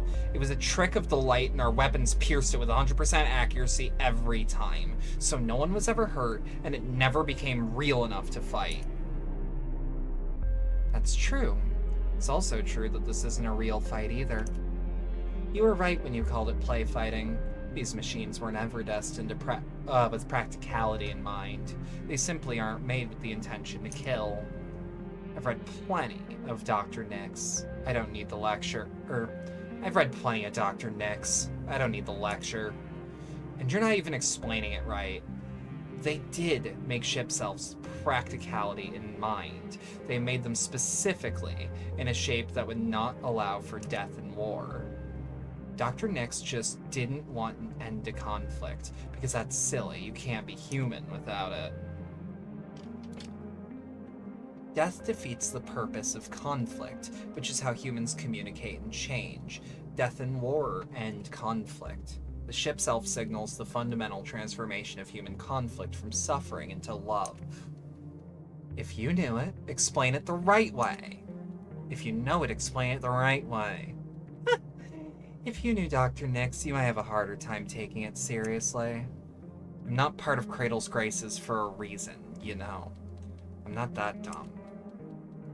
Not that I don't get the appeal of wanting to be that dumb. Just kidding. No, I do too. Pluto has that effect, doesn't she? Yeah, I feel dumb every time. She really makes you want to believe with your whole heart, even if you never really quite can. And neither can she. All the way through, she just tries very hard. Lunatera, why are you really here? To stop taking a worthless artifact? To fall into an obvious trap for another chance at stopping me once and for all? To rack up the glory and take all the errant children home for Memorial Foundation? To mess me up? Or to make out with me? Saturn feels herself growing in Lunaterra's eyes, suddenly clearly seen. Wasn't I just perfectly clear? This shit. What's this shit body for anyway? I'm here to communicate. Lunaterra, you're really shallow and kinda dumb. I'm honest. Finally, you're lucky that's enough. Are you ready for that, though? I don't think you're ready. Well, I think I'm ready. You want me to crack? I won't give you an inch. I'm not like you girls. I'm not a cosmic glow of energy in the dark. Still, yeah, no. The font just fucked me up there. Still, I'm metal, and I'm sharp. You really think it's not like that too? You really think I'm not like that too? But I'm already behind you. It's a double tie because the movement is to her left, but Saturn is coming from behind. LT's instincts are too good for her not to twitch fire to her left even as she realizes it's just bullshit. But then there's nothing. The feeling of being so close to being struck that she can't tell if she was or not. Are you really not like us girls? I'm nothing special, like I said. But you dodged it. It wasn't real. Nothing to dodge. Obviously. That's the part that's hard. I'm fighting for real, just like you wanted. You're the one who wants that. And fine, dodge this! Lunaterra's vision fills with pink, the neuroelectric toxin melting into her skin. It feels hallucinatory, weird, stubborn, aggressive, vulnerable, just like Saturn. In the poison electric haze, Lunaterra feels a little like Saturn. Ha! I like being wrong sometimes, you know? I like not being Memorial Foundation's perfect ace. It doesn't seem to really suit you, if I'm being perfectly honest. Neither does playing by the rules. If ship's elves don't play by the rules when you're fighting, it stops looking like fighting. Oh yeah? And when does it start what does it start looking like? Also, that's not where I am. Liar. Why are you willing to bet on it? Yeah. Then go! Stakes of hard light are fine for flirting, but that's not what this is. The Mercurium spear made for reconciling the Earth and the Moon is meant to be used up close. It's the distance where skin touches skin, the obligation that humans have for other humans, hard like gravity and warm like light. If no one has been worse at wielding that duty than Lunaterra, she's all the more She's all the more the one who should be carrying that weight. Saturn only realizes after, when the lightness and heaviness starts to lift, that it had hit her too. Wow, I didn't think it was even possible to have a gravity less suited to you, let alone for you to be so good at using it. I really hate being in charge, actually, and I'm bad at it too. But sometimes you're the only one left who can do it. Even if you hate it, it's totally self-destructive. Especially then. Sometimes I think, why do we have to fight anymore? Let's just do this obscene other thing. The thing that fighting could be. And then you say something like that, and I really want to fight you so hard. You wouldn't get it. Oh, you're hilarious. Makes me want to see you squirm. Like in a nice way, though. You can try. What? It's just funny. I love it when you play cool, because you're not. Let's communicate aggressively. That's what humans do. Sure, I've already given up on that worthless reactor. They're never gonna scold me enough to make me regret this. Oh, fuck yeah. It's January 30th, 1981, and the day is almost here. The deadline to save everyone who came to space with us, fought with us, tried to bring everyone up with us. If we shut down the lunar gravity well, there won't be any choice left. The power that keeps the ship's elves in check will fall apart, and we won't have anywhere else to go but home. If we kill the dream, no one will die. We really, really hope that's true. No one should die in space, No one should die, period. No one has to die because ship self-combat is shimmering missiles of light, cosmic explosions, electricity that sears through the soul. Blade science is impossible for a human to produce. Dances of combat without end. A fight against ideas with toys. Humans could never show that sort of compassion to each other. Earth's cockpit is a single atomic particle fired at near light speed directly into the cockpit core. A true weapon from a military force, the quickest, most efficient, instantaneous, unavoidable way to kill a human. The most boring possible way to pointlessly die. No drama, no meeting, just nothing. Lunaterra, Memorial Foundation ace pilot. Hey, if you call yourself a combat doll, you need to tattoo this into your brain. It needs to be tattooed. It has to be clearly legible. I'm just saying. It's January 30th, 1981. In the end, they might get everything they want, in the way that no one else wants. If we open up the lunar gravity well, then we can establish forever another Earth, and maybe another. We can inhabit the whole system, but that will cut humanity into two, and more. The distance will be so much further. Everything we have will be even further from them. How much are we going to lose? How much will we never be able to give them? The moon is very close to being part of Earth. It's full of life, and humans can live here now. It feels impossible, and I don't want to give it up. We should break it off forever, shouldn't we? All I want is to stitch these two humanities together. But if one of us dies as a result, I will fight forever to keep that precious thing alive. Pluto, Princess of Cradle's Graces. Pluto, Princess of Cradle's Graces. It's January 30th, 1981. They don't name it because naming it gives it power, but not naming it gives it more. It must be in every corner, behind every door, far, far away, in the spaces between the stars. It is defined and categorized in every human culture, and it is deliberately omitted. Also, give me 2 seconds. I just want to get my coffee. My coffee is stuck to my coaster. Shit. I actually have to focus on this. Fuck it, you know what? I'm just gonna drink it with the coaster on. This will not be the second time that I spill all of the remaining coffee I have into my keyboard on stream. I will not let that happen. I will fight to keep this precious thing alive.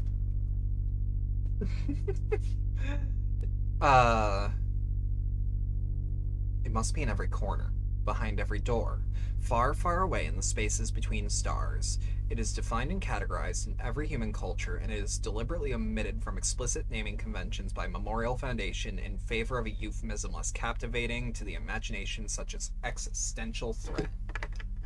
Rather than a specific word that would simulate the imagination, but a trick like this would not work. In the euphemism is a hollow void that can hold all fears and all possibilities.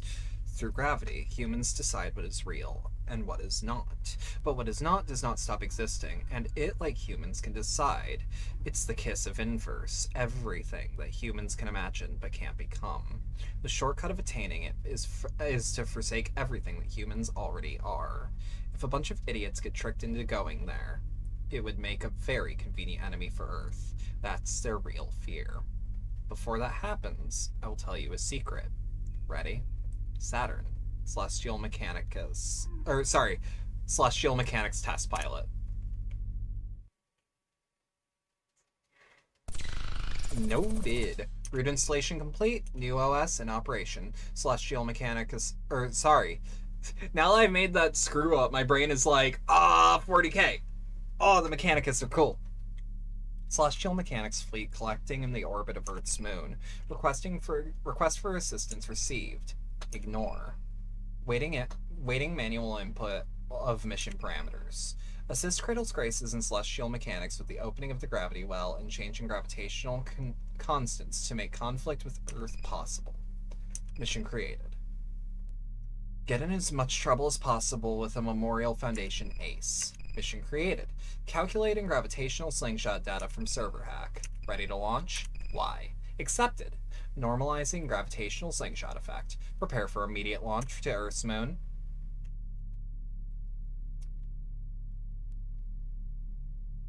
God, this game is so fucking cool. Mails and alerts. Why children? Memorial Foundation Space Program documentation by Director Nix. They weren't children anymore, but when they were pilots, they were, for all the obvious reasons that children are more suited to be pilots than adults. Since the decline of the space program, there have been fewer and fewer waves of new recruits, and the current pilot generations have no successors. Adults are serving as pilots because there are no longer any children in space, and adults should not have to serve as pilots.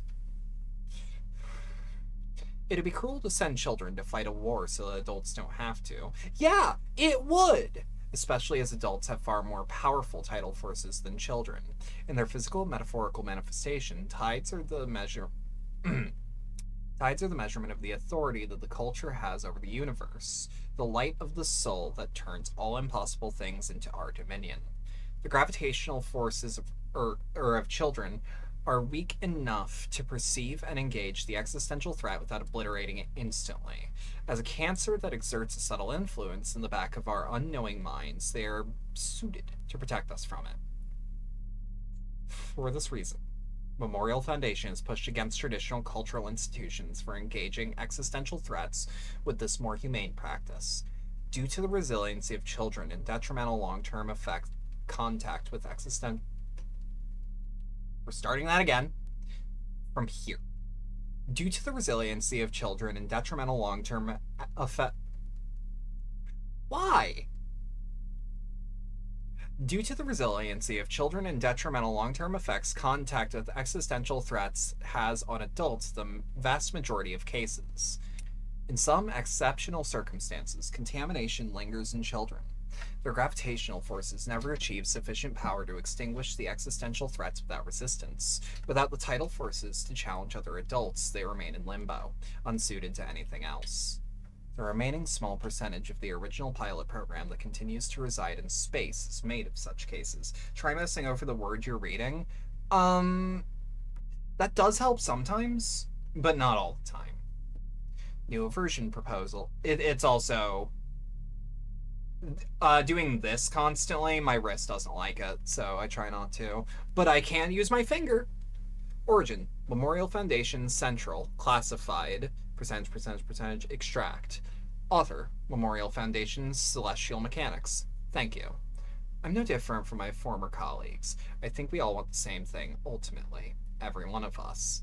I'd implore you to be forgiving of them, though not to their methods. Many of us are thankful for the ending of the Cold War. The paranoia and suspicion that accompanied the strength of the existential threat in this world.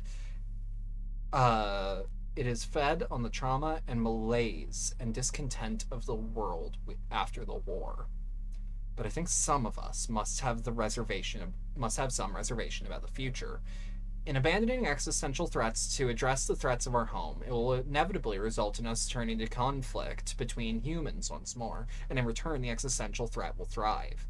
We are looking for the smoothest, most uncontested future. I won't lie, this will not ensure happiness for everyone. In fact, it may be difficult to understand how much it will ensure the opposite, for what we will ensure are very few. But what I'm proposing will ensure the maximum happiness for the maximum number of people. And what else can we do? Finger is actually, it tends to be better, because I'm not doing it with my wrist, I'm doing it with my elbow. I'm doing it with like my elbow and my shoulder, depending on how I'm reading it. So it's not quite so bad. I'm mostly trying not to make any, I'm trying not to make anything worse. It's actually, it is early on what made me get into weird keybinds with games. For example, putting a lot of things on the thumb buttons.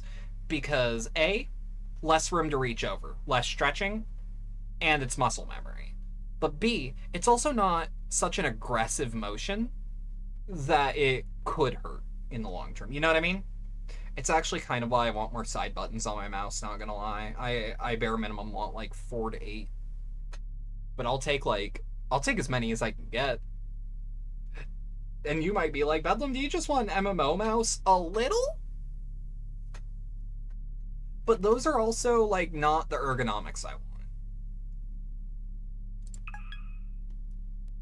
What do you think about Neath still? That's out of nowhere. I think about them every day, obviously. They're the reason celestial mechanics exists. First, understand what happened to them, and then, because we couldn't stop thinking about it, about how to make what happened to them happen to us. We still don't know what it was exactly. They had us all get together to reach through space and time and contact the existential threat wherever it came from, to make sure that it truly had been defeated for good. I was thinking, I think they really were hoping it wasn't. We felt the same, especially us, who never got to fight yet. We reached together as far as we could, and Neath reached further than anyone. I don't think it would have been them before anyone else, but I didn't know them. Was it that they reached too far? Or what? Or something reached them? That's the difference. Or what's the difference? In the end, they got it, whatever it was. Are you having second thoughts? Maybe. They were the only one. I always wondered why that was. They were special. Or were they special? In a good way or in a bad way? Were they chosen? What would be the criteria? We know it's none of that. Just a lonely, unchosen child. Got so little presence in this world, they fell into another one. That's how it is. Only tricks is how you do it on purpose. Or the only trick is how to do it on purpose. That's just it. Are we too attached? I want to be something new and share it with everyone. Am I too heavy for the apple? It's a thin line between falling into inverse because you have hope, and because you don't have any left. We should be glad it's not so easy, you know. Well, the acceleration due to gravity and plastic versus metal. You know what? Plastic versus metal. I want to see the goil. Let me see the goil. Spinning up tidal reactor, frequency double checks, first turn. 100%. Frequency double checks, second turn. Stop and spin them again. From 0? Again? Where were they at? 99.99999, but it doesn't matter. They should be at 100%, so we're spinning them again. Mercury, if I go out and die, it's not going to be because we didn't quintuple check every reactor pulse. Saturn, this time please, could you listen for once? No matter how useless I know that telling you this is, I know I say this over and over, but you can listen. Seriously. Tell me you're going to not be risky this time.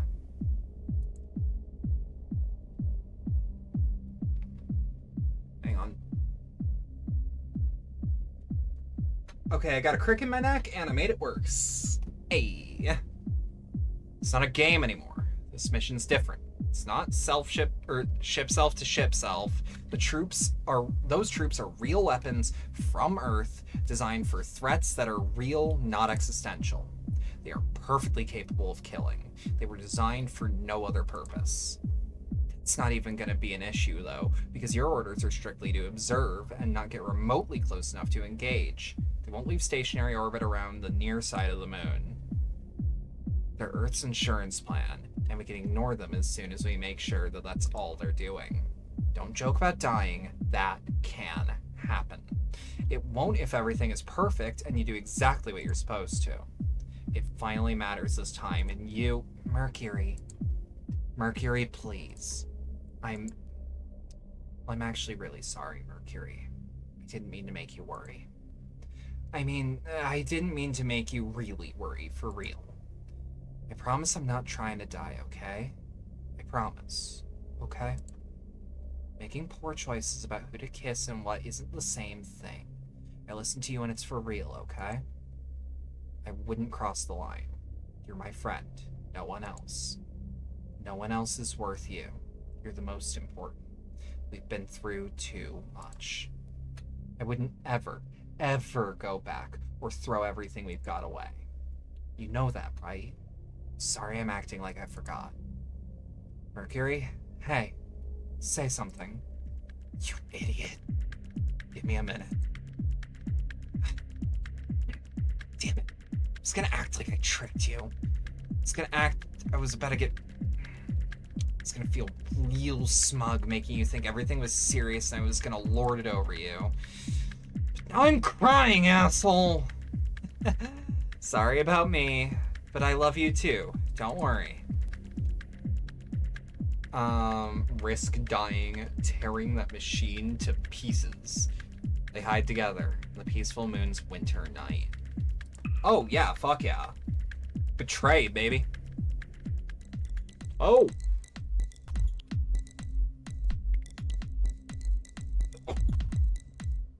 This feels like something someone made on Soma Chord.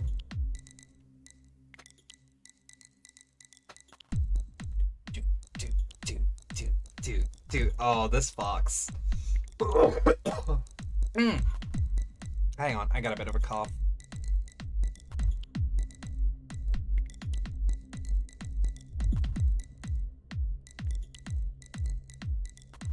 Sorry, I realized I can't mouth the words 1 second and have that read. Ugh, 2 seconds.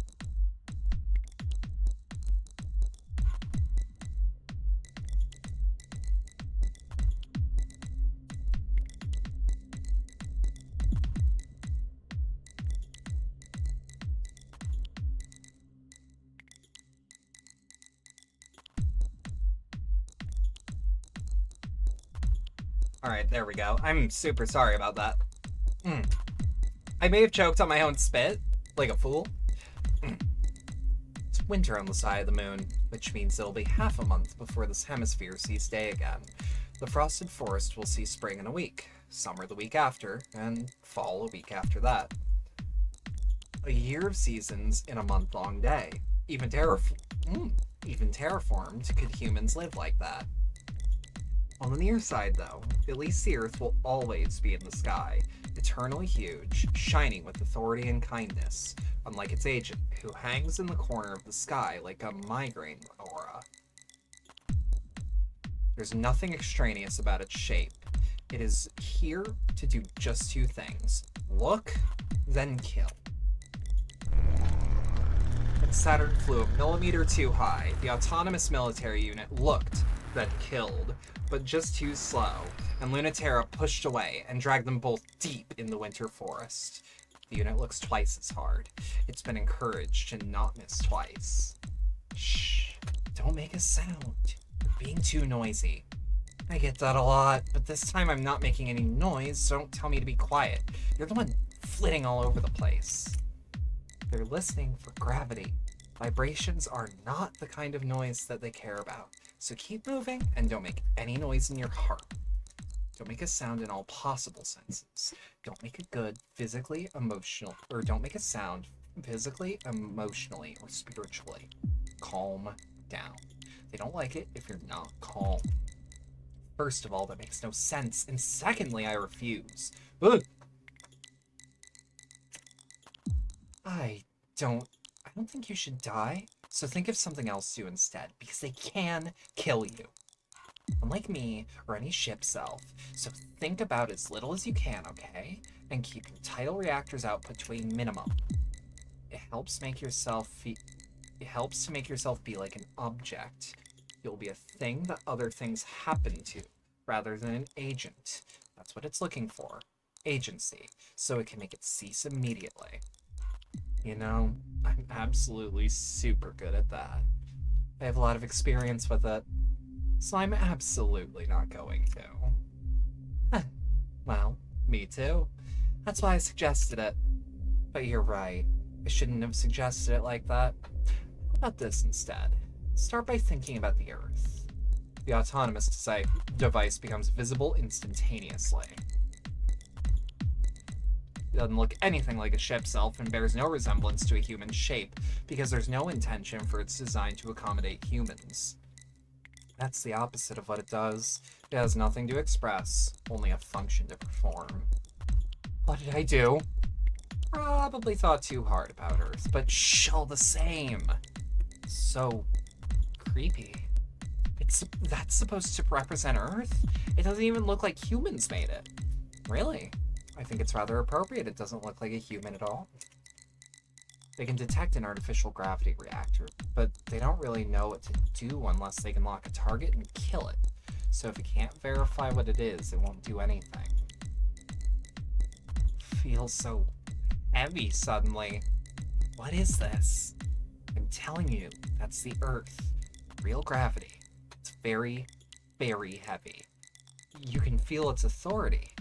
That's the gulf between us and a planet. I know that, because it feels really different to feel it in person. You were saying, a way to avoid it? Do you remember being a normal kid, even for a little bit? Or do you remember the last time you acted convincingly like one? Obviously, I was a really good kid, you know. It's checking your gravity against a script, and it thinks. Sorry, it doesn't think, it just checks that variance. Aren't I pretty excessively varied by now? Just wait there a second. It's hard to teach on the spot. It's not that I don't know the idea. How are you so good at it? Sounds like you kind of hate that I am. It kind of sounds like... It sounds like you kind of hate that I am. I promised I wouldn't die, but I'm mad I have to do this. Lunaterra crawls slowly through the frostbitten green crater to where Saturn is curled among cold desert junipers. The dark, barely perceptible dot monitors them in the pale earthlight, so precisely waiting. It's easier to hide if their ship's elves are turned off, or as close as that as a ship's elf can be, so they can climb outside to the cold lunar winter to wait. I'm here. Are you doing okay? No, obviously I'm scared. Me too. So forget what I said. I hate doing that too. You warm, lying there? You're not warm at all. At least your boobs are soft. The autonomous unit doesn't like flirting, huh?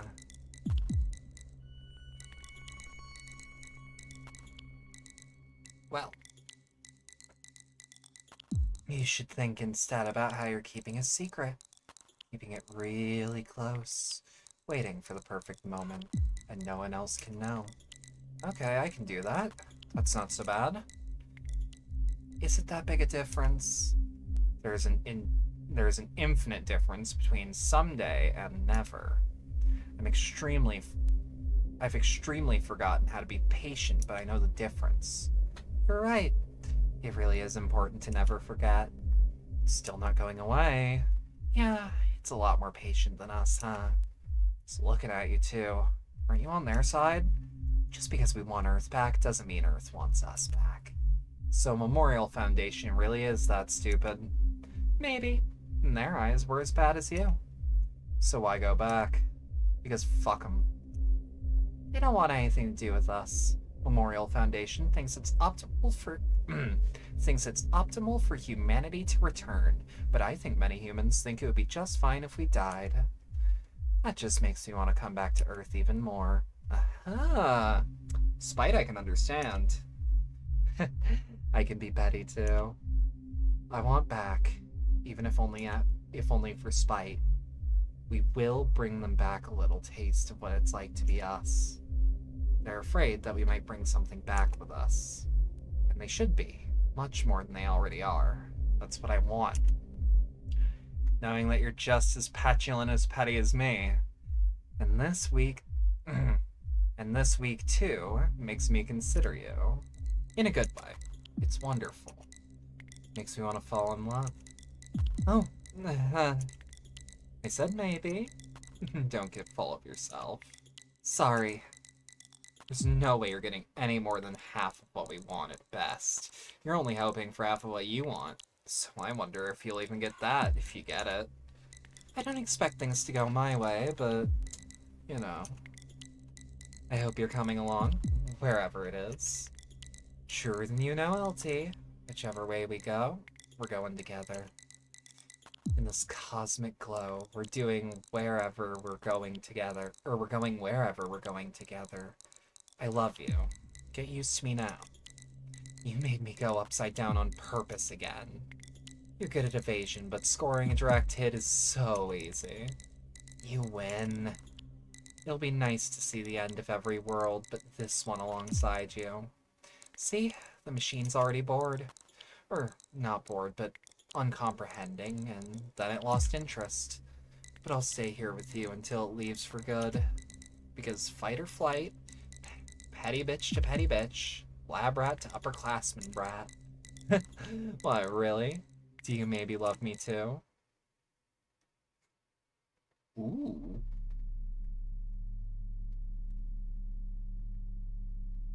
Noted. Why children? Pilot training program document leaked. Memorial Foundation Native Sphere Archives. By the end of the... Wait.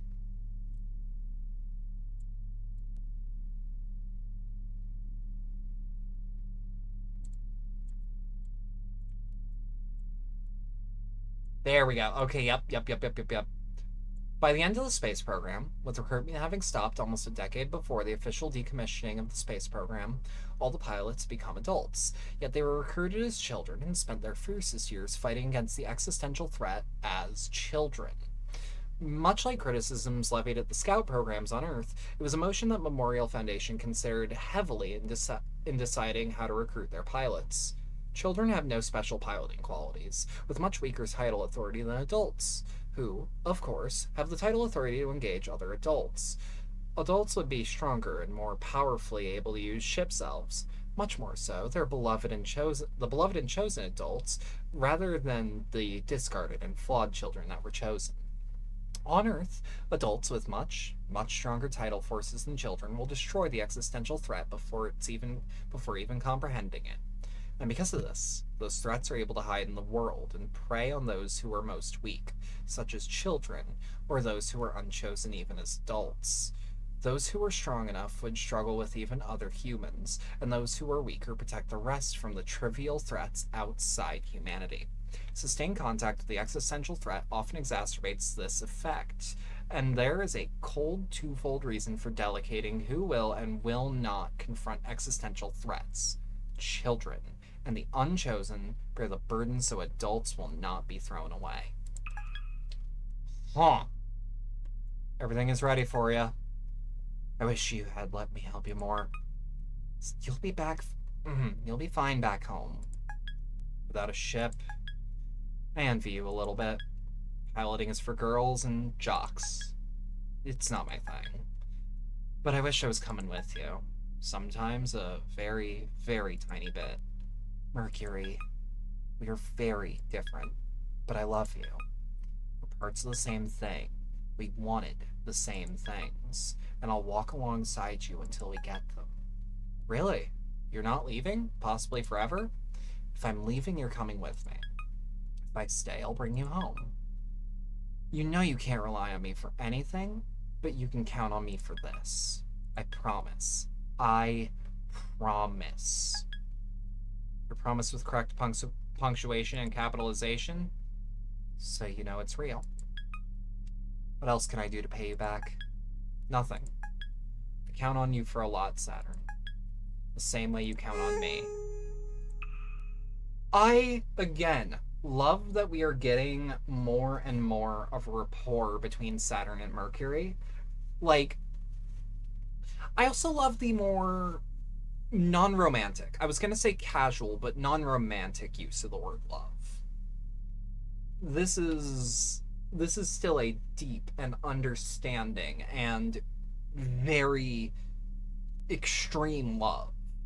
It's just not the same. And like, I am a big proponent for telling the homies and your family that you love them.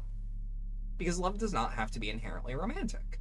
Which, like, I know a lot of people also do not see it that way, and that they also speak in a similar way to me, but, like, no reason love can't be a bit more casual, you know? Like, all my friends. I love all of my friends. And, like, my partner. I love my partner. Just in different ways than I love my friends. Stuff like that. I don't know. It's interesting to me. Either way, celestial mechanics and Cradle's Graces have one thing in common, and that's escaping Earth's gravity. To do that, they need Saturn and Pluto to work together to corrupt the lunar gravity well. It's an opportunity for one to get the upper hand on the other, but they're not thinking about it politically. How's the new equipment fitting? It's not that much weirder than how it was before. This mission really is a weird one, Mercury. This was always the plan. You know that. The lunar gravity well is the anchor that all tidal reactors resonate with. It's how ship elves maintain their form, how colonies on other planets and orbital bases and ships maintain environments humans can survive in. Gravity in both the literal and figurative senses is required for us to live in space, and without it, we dissolve into the universe, becoming everything that humans aren't. There's a lot of that in the universe, if you've noticed. If we want to turn into something interesting and specific, we have to make sure that we're controlling the aversion process. Is it gonna work? Probably not. I wouldn't trust Geppettus to do it right. There's nothing in it for him, so, you know, why would he care? When he lived on Earth, he had everything he wanted. He isn't like anyone who came to space. He's just flirting with the idea of transcending human limits for boring reasons and only for his. There are no places left on Earth to conquer, so he wants to be the first to own the future. If this actually works, I don't want to share it with him. Oh, you don't have to worry about that. I told you I was playing this how I wanted, right? I'm not letting him have this.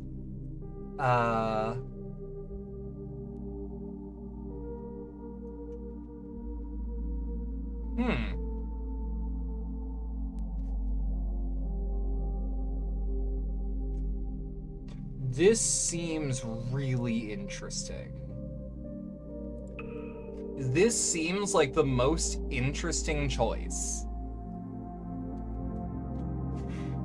The moon's south pole is the completion point of Earth, where all the terraforming begins and ends. Here the skyscrapers rise up to catch the eternal light, in what someday will be a city where night never comes. You're quiet. Is there something on your mind? A lot, but nothing important. Don't hide it from me. You know I can read it based off your gravitational field, right? Are you sure? You're never normally this quiet. Good to know even you can feel that way sometimes, but I didn't think it would ever be over this. The gravity well can't be that big a deal for someone like you to deal with. And I'm here too, in case you forgot.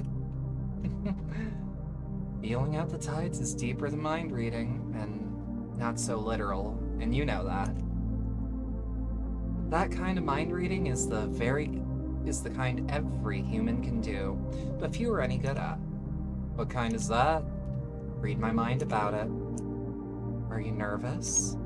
No, I know exactly what I'm doing. I just wish everyone wasn't going to be watching us this whole time. I hate getting yelled at for no good reason. Don't you have people who are a pain in the ass to keep happy?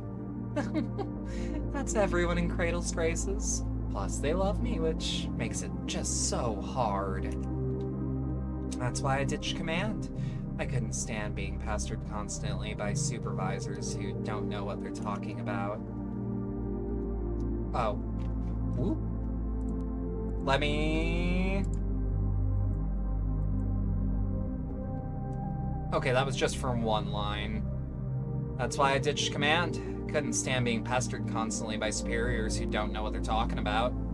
I don't have any superiors at all? What? Lucky. Why? Because I'm at the top. Excuse me? I'm the leader of Cradle's Crisis, more or less. Excuse me, what? Why? For a lot of reasons, but mostly because no one else wants to be.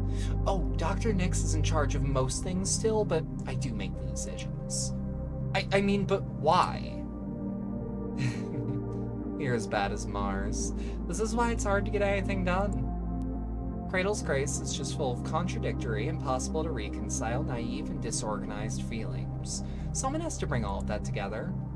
No, stop. I mean, why would you tell me that? I mean, shouldn't I take advantage of this? Oh, I thought you just wanted to get to know me better, not engage in any of that cloak and dagger stuff. You're crazy? Why would you trust me? I'm sketchy. No, you're not. You're obnoxious to your friends, but you work hard all the time for their sake. You bullied a certain taciturn ace pilot, not because you hated her, but because you wanted her to grow up and stop wasting your talent on moping. You're always tempting me to your side, but you don't care if I join Celestial Mechanics or not. Also, you asked me how I was doing, if I was nervous, and told me you're here for me on a difficult mission, even though you tried to make it sound like you were lording it over me. So what do you really care about? That? That you keep coming after me whether you win or lose? Not telling. That's fine. You don't need to say anything for me to understand. I need to shut my mouth or I'll keep stuttering and embarrassing myself. Don't tell me that this whole time you've just been playing along like... I give up on being cool. It doesn't matter. No, wait, it does matter. I worked so hard to try to corrupt this good little pilot test rat of Cradle's Graces. Don't be so sad about being a good girl. That's a really hard habit to break. I'm the real fool, though. I saw right through you, and it worked on me just the same. I completely fell for it. Oh, we're almost there. Let's be careful, okay? The Slim Tower, the tallest on the moon, ends in a point, and suspended above is the overpowering gravity well, claiming humanity's spot on the moon, a saved seat in the cosmos. It'll fall inert with the surface when culture has so gracefully rooted in the moon that the planet will override its true human gravity. Then this body will no longer be Luna, but fully and truly the moon, just as Terra became Earth when humanity was born there. Yet, the gravity well can also be the seed of possibility. It doesn't have any preconceptions about what humans can be or should be. There's still time. Begin full output. Resonance handshake seeking. Acknowledged. Handshake received. Oscillating. Rotating. Responding. I am trying to seduce you, though. Endpoint reached. Synchronization complete. Aligned rotations. Acceleration high. Still acceptable. I just don't understand how you can be this strong and amazing and still waste it all on them. Tidal resonance achieved. Brace for resonance feedback. So tell me, why do you waste so much of your time pestering fools like Luna, Terra, and me? You're hot. Tidal resonance far beyond predicted levels. Begin bracing. Hold the course steady for insertion. That's dodging the question.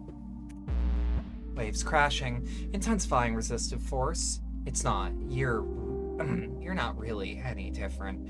You care what happens to everyone in space, too. Even fools like us deserve a chance at what they want. The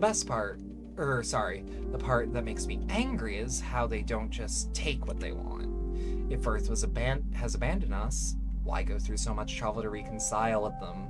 Resistance is incredible. The core's hypersuspension is refusing to couple. Maximum output, bending space, culture, time, dilating possibility. Leaving humanity behind out of spite just proves how much you don't care about them. Makes it sound like you maybe...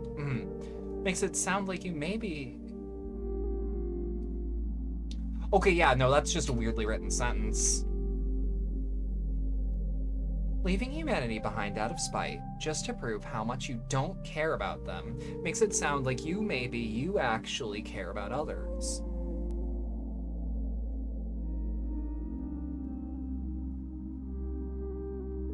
Yeah, I don't know how that makes grammatical sense. Okay. But if it is really cute how you're trying. I am loyal to us. That's all. The space orphans, the lab girls, and fuck everyone else. No love lost, none owed to anyone else. That's what I'm the leader of. Beginning insertion, breaking first through 50th seals. I don't. I want a breakup. If humanity wants us back, they should come crawling and beg us to forgive them. You, out of all people, shouldn't be the one saving them. Rapid destabilization. Action needed. Are you really okay with all of us in space having a chance at that future? But no one on Earth, I, of all people, know what it would be like to never have that. Breaking seals 50 through 1000. Requesting overload bypass permission. I'm not a good and noble person. My heart's not big enough. Attempting again. Fine. Here's a real secret just for you, okay? Since you told me yours, I would never forgive the world. But if my master plan doesn't work, I'd follow you wherever. Bracing! Gravitational output maximum. Thank you. Really, Saturn. I wouldn't have had this much fun without you. Thanks for giving me room in your heart. Less dramatic status updates that sound like you're gonna die. Core pierced. Heavy damage to upper arm, insertion activating. Sustained damage, increasing. Holding until countdown begins. For being so stubborn, even so, you make me falter just a bit. Just a little. I can't be invincible. I'm just a little lab brat. Reaction confirmed. Are you ready? For everything? I like the way her pupils are drawn here. How it's this starry-eyed but kind of splotchy look. And like, frankly, starry-eyed and kind of splotchy is how I describe Saturn. Saturn, confirm Roche limit escape. Negative. It's messing up the math. Calculations keep changing. Immediate escape is necessary before the micro black hole is formed. Can't. Calculating. Focus on my voice. It's not time for you to join the inverse yet. Gravity, like a warm embrace, is not just mine. And not just mine, once you here. Back to your home and mine. Almost. All the equipment is destroyed. Both of them are badly damaged, but they're not dead. And the tiny black speck pulsing within the containment field. A strange gravity washes over the moon, and many things are possible. A leveled playing field, a new playground. I'm not gonna lie, 9 days is way more than I thought we were gonna have per route. I'm disappointed, Saturn. I expected more from you.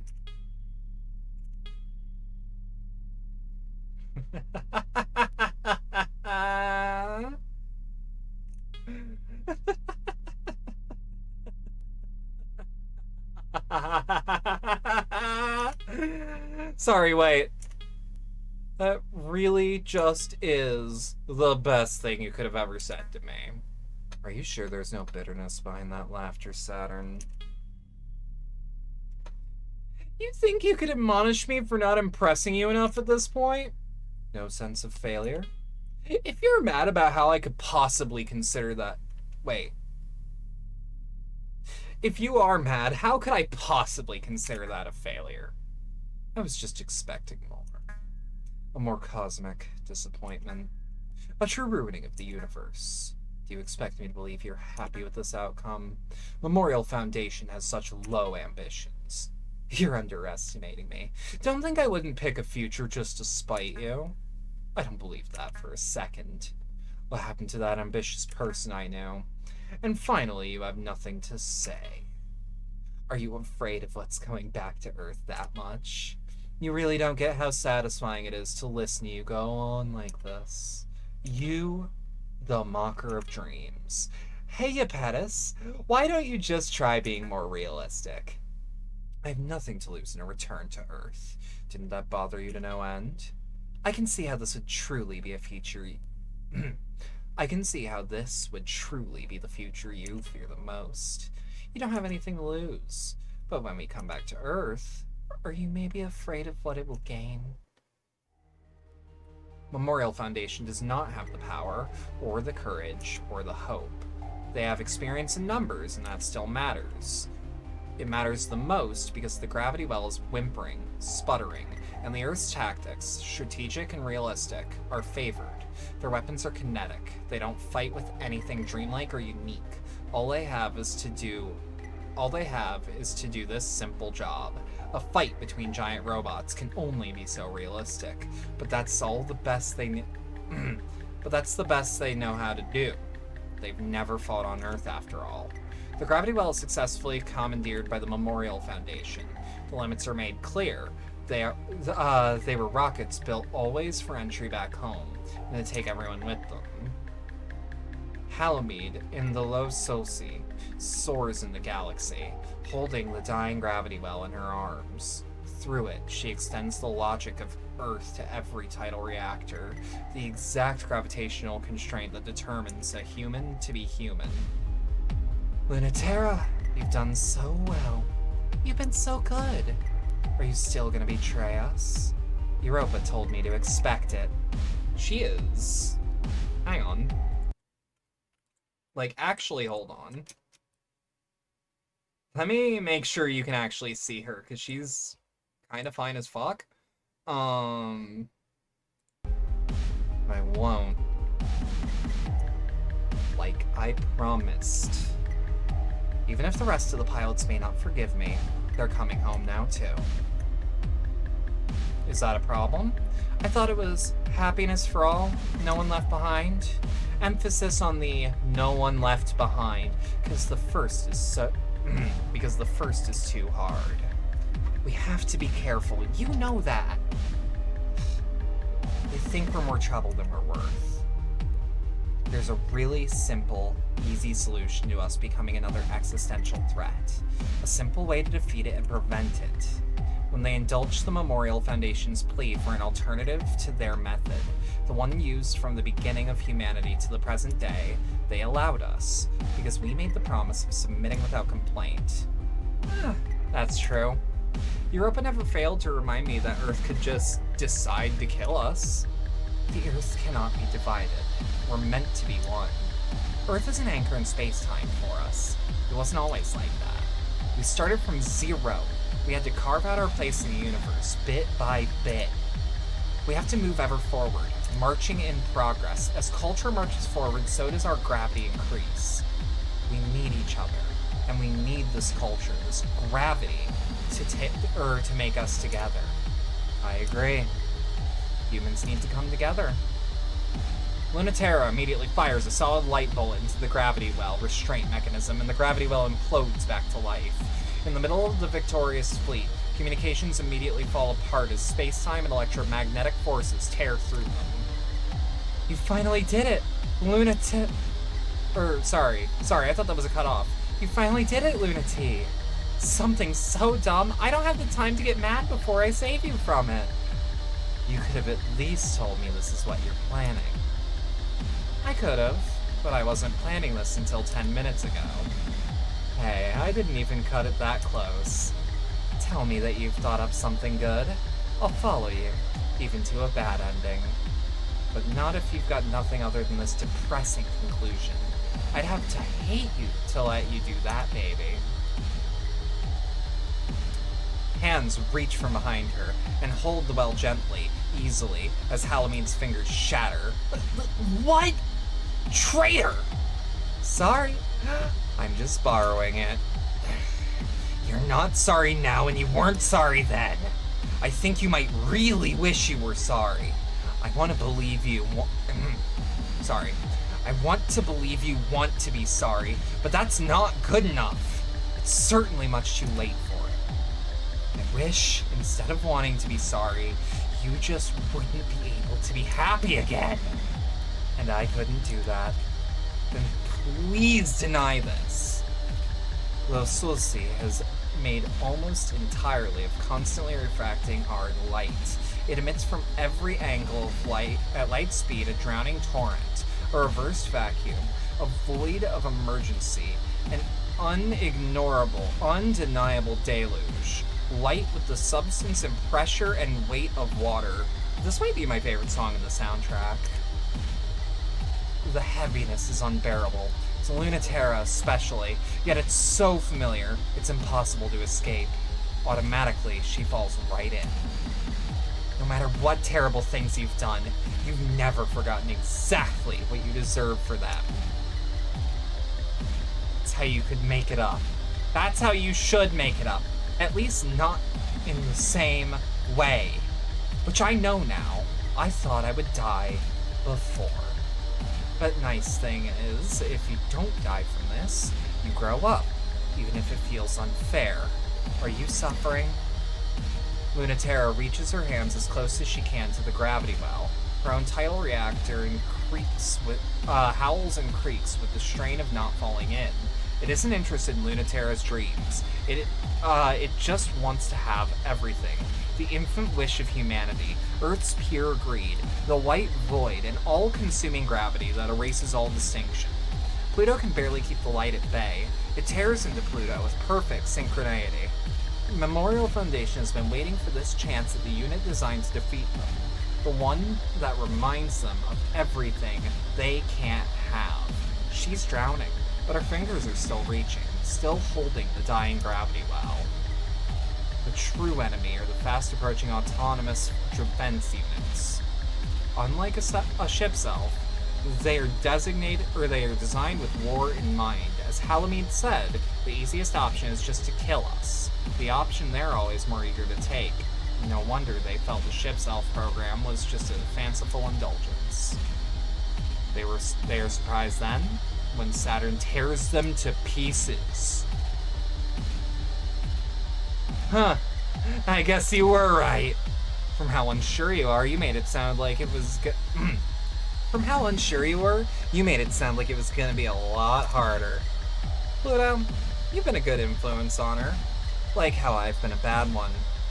We're really suited for a hopeless woman like that, aren't we? Thanks, Saturn. I'll be fine just a little longer. Don't ignore my nonsense. When this is over, I'm not gonna forget it. Sure. You can tease me all you want if you win. You're not very inspiring. I'll be super inspiring if we win. So let's do that first. Saturn poisons the waters. She corrupts the information. What washes over Pluto is muddy, pink, toxic, and definitely bad for you. But at least it doesn't want to eat you alive in the name of love. It just wants to mess you up in a good way, and let you mess it up too. The destabilization has gone successfully so far, and the gravity well is diminished and weak and dying fast. That's okay though. It's enough for a little wish. The greatest trick is just to move 1 inch forward. The only trick. Change the physics by a decimal point in a secret place where they won't notice. Equivalent to inventing a new Earth is changing the acceleration due to gravity by 0.01. Is that meters per second to the power of 2? Or is that, yeah. 0.1 meters per second to the power of 2. I'm pretty sure I'm reading that right. That is something that is impossible. Even with the gravity well, the Earth is the Earth, and it will bind everything to it. Except there is a nearby body, in perfect sync, inseparable and distinct, and through its orbit, its tides influence in subtle ways the life of Earth. I understand now. This is something I want too. You coming up with this idea is just the worst. Wouldn't you just be a bad person with bad ideas and wicked dreams? It's second squared. Did I say... Wait. Meters per second per second? That's where I misread it. Thank you. Why couldn't you just be a bad person with bad ideas and wicked dreams? And it's impossible now. Who would want to give up the moon for the Earth? If we lose, we'll really look like idiots. And we'll live alone on a lifeless moon. So let's make sure that doesn't happen.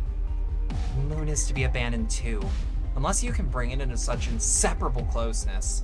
No, stop convincing me. This sucks. I still hate you, but fine. Live on the moon. Away from me. Forever. Lososi shuts the valve. Earth rips around inside her, but the gravity well, already compromised, begins to glow to life again. For a little bit longer, Earth can't touch it, can't shut it down. Left to its own devices, the gravity well will bring all things together.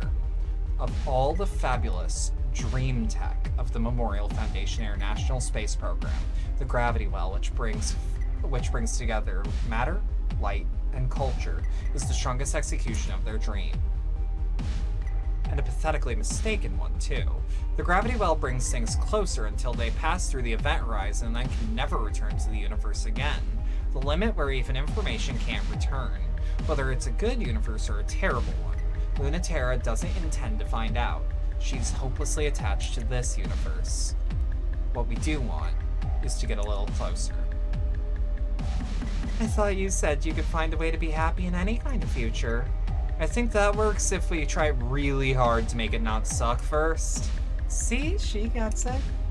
Well, it's not like I think it won't work. If the gravity well is sufficiently strong, it is true. It'll eat away at the tidal forces of the Earth. The math is like, the gravitational forces of the Earth will change somewhere in the billionths place. How about the hundredths? That's definitely super impossible. I think we moved the center of gravity between the Earth and the moon. We pull a little, then we pull a lot. We pull until our bodies fall apart. I think then we can get a shift in the hundredths place and bring a little bit of what we made back home.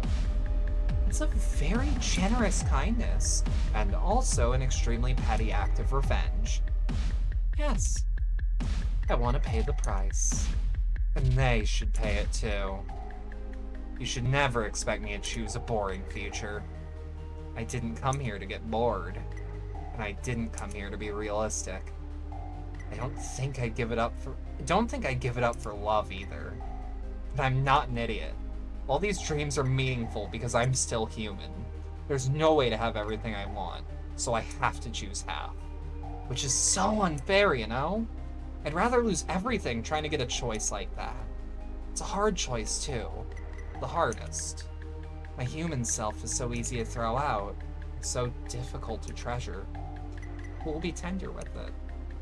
Who will see its value? Who will make it powerful? Not me, that's for sure. I can't do something like that. If all of you can, you've got a lot of work left. It'll be hard. I know it's already been much harder for the two of you. Together, we argue for the value. Let the contamination and change in our bodies grow and thrive. If you want Earth to be our garden, let's poison it. It will never be the same after we seduce them. This writing is just hauntingly beautiful. Lunaterra doesn't hear the alarm. Her body knows exactly when it's supposed to wake up, and she does. She doesn't have to wake up this early anymore, but her body has a hard time letting her go back to sleep. She wakes up, tries to focus on her eyes. Her head hurts, just a little. So she thinks she'll go ahead and make coffee. Except Saturn's arm is tugging at her shirt, and Pluto's legs are tangled up in hers. So maybe she can't make coffee just yet. She worms out of the comforter as much as she can. The apartment's summer air conditioning keeps things nice and cool, but the summers here are hot, and so are the girls. Maybe if she tries really hard, she can go back to sleep. But it's hard. It's always hard when the sun's still there, but especially with just the hum of the AC, and everyone's slow breathing, and the light shiver of sweat. Hey dude, wake up. Hey, don't pull me back into bed. Pluto, stop her. But I want to see who wins. You're the one who wants to make breakfast. You made me wake her up. Don't act like it's not your problem. None of you were up when I was, so it's time to sleep forever.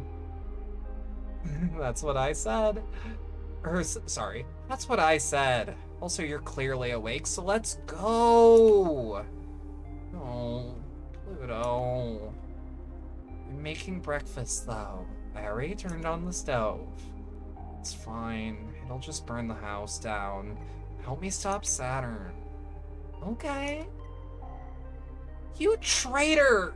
You betrayed yourself. That's enough out of you.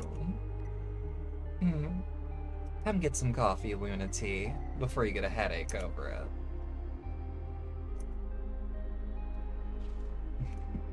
You're really such a fake. We're serious. You too? You switch sides really easily. So do you. Up again? Alright, you're helping me make breakfast. What? How come she gets to sleep in? She'll be right behind us. This is really, really sweet. And it feels genuinely earned, too. She was. Lunatera shivered for a second, bare under the AC, and when she got up, she turned the light, canceling off the windows. And the day, which will be the last of the rest of the month, poured in, which she can feel a minute of before she wants to get breakfast, too. On the near side of the moon, the Earth will always be visible. Without the hands of her old body, she won't ever be able to fly, or feel the view as anything but a picture ever again. Even the memories are fading. But the moon is closer. So close that there's almost no difference between it and the Earth. It's another country, a strange country, and the Earth is too.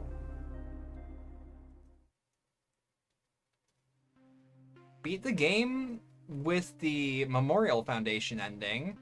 That is... Is it out of... Would it be disrespectful to clap? Or is this like the movies where most people are fine with it? Because, like, that's amazing. That is legitimately one of the best VNs I've read in years, and I'm not even done with it. God, Because hear me out. Okay, I used to read a lot of VNs in high school, but essentially about a year or two, I want to say I was like 20 when I figured out I had dyslexia. Like, I guess I always did have it, because then I'd remember back to, like, trying to read Fear Street and then having to physically put my finger on the page so that I wasn't looking at the line directly under what I was reading. But, like, I used to read so many VNs, and frankly, it's because it's what I could run, and it's because, like, how do I put it? You know what? Yeah, it was because it was what I could run, and most of them I could get for free. Because by the time I got into PC gaming, was working on a computer, or on a laptop that was low power when it was new, and was easily like a half decade out of date, bare minimum. So VNs were the way to go, which is how I read Kato Shoujo, Sayano Uta, fucking... I've never actually fully finished a When They Cry arc. And I don't know if I want to. I didn't read any of the Fates to completion. I read Narcissu, which I would recommend. It's on Steam for free. And both games are packaged in the same one. But like, after a while, I just stopped reading VNs, and that's not because they're bad or anything, but A, my ADHD symptoms have straight up gotten worse over the years. Just like a lot of habits, and frankly, it's because I now have literally all the time in the world, so I'm losing track of time easier. You know what I mean? It's not like many VNs were released in the US until the past decade compared to how many get official translations now. Oh no, I was reading these when, like, fan translations were the way to go. And, like, I was not hurting for choice, or, like, if I kept reading VNs, I would literally never run out of good ones. There are so many good VNs out there. I'm still hopeful for Student Union. coming out. I did the demo for that, actually pre-VTubing, if anyone's curious about some old stuff. Um, but like I did the demo for that with the dev in chat, which I think that was one of the first times that ever happened for me. And like that was also like, oh shit, hell yeah, you know? Oh right, it's because I think I asked for a copy of the backer demo. Uh, is that about the union movement in Japan in the 60s? No, it is about a fictionalized United States. It's one of those like the flag in the gym is totally an Ohio flag, but also like it looks like a Japanese high school, and that's by design. To my knowledge, it's only made by like a couple people. And it was done through Kickstarter. I know the development of that was really, really um I know that the development of that was really has been really tumultuous. Um but like I really liked the demo. I like the character designs, I like their personalities, and the demo offers like proper mystery, which is nice. I also appreciate with every VN that does this how there are arrow scenes, there are H scenes. But to my knowledge, those are completely optional and you can remove them or you have to enable them. I don't know which one, but that means it's not inherently an arrow VN. Um, since there was a lot of cases of university and high school students getting in standoffs with police and occupying buildings. Okay, so yeah, no, definitely not that. It is the student union is literally just a student union in this context. Like it's who the protagonists of the story are it's who the what the protagonists of the story belong to. It's the thing that brings them all together. Um, I'm trying to remember details. I believe I would call it like a thriller because it's oh shit, hey, what's up, Gabby? How you doing? How you doing? Can we actually get a shout out? Um, let me pull this up. Let me know if y'all hear it, by the way. I had to fix some things.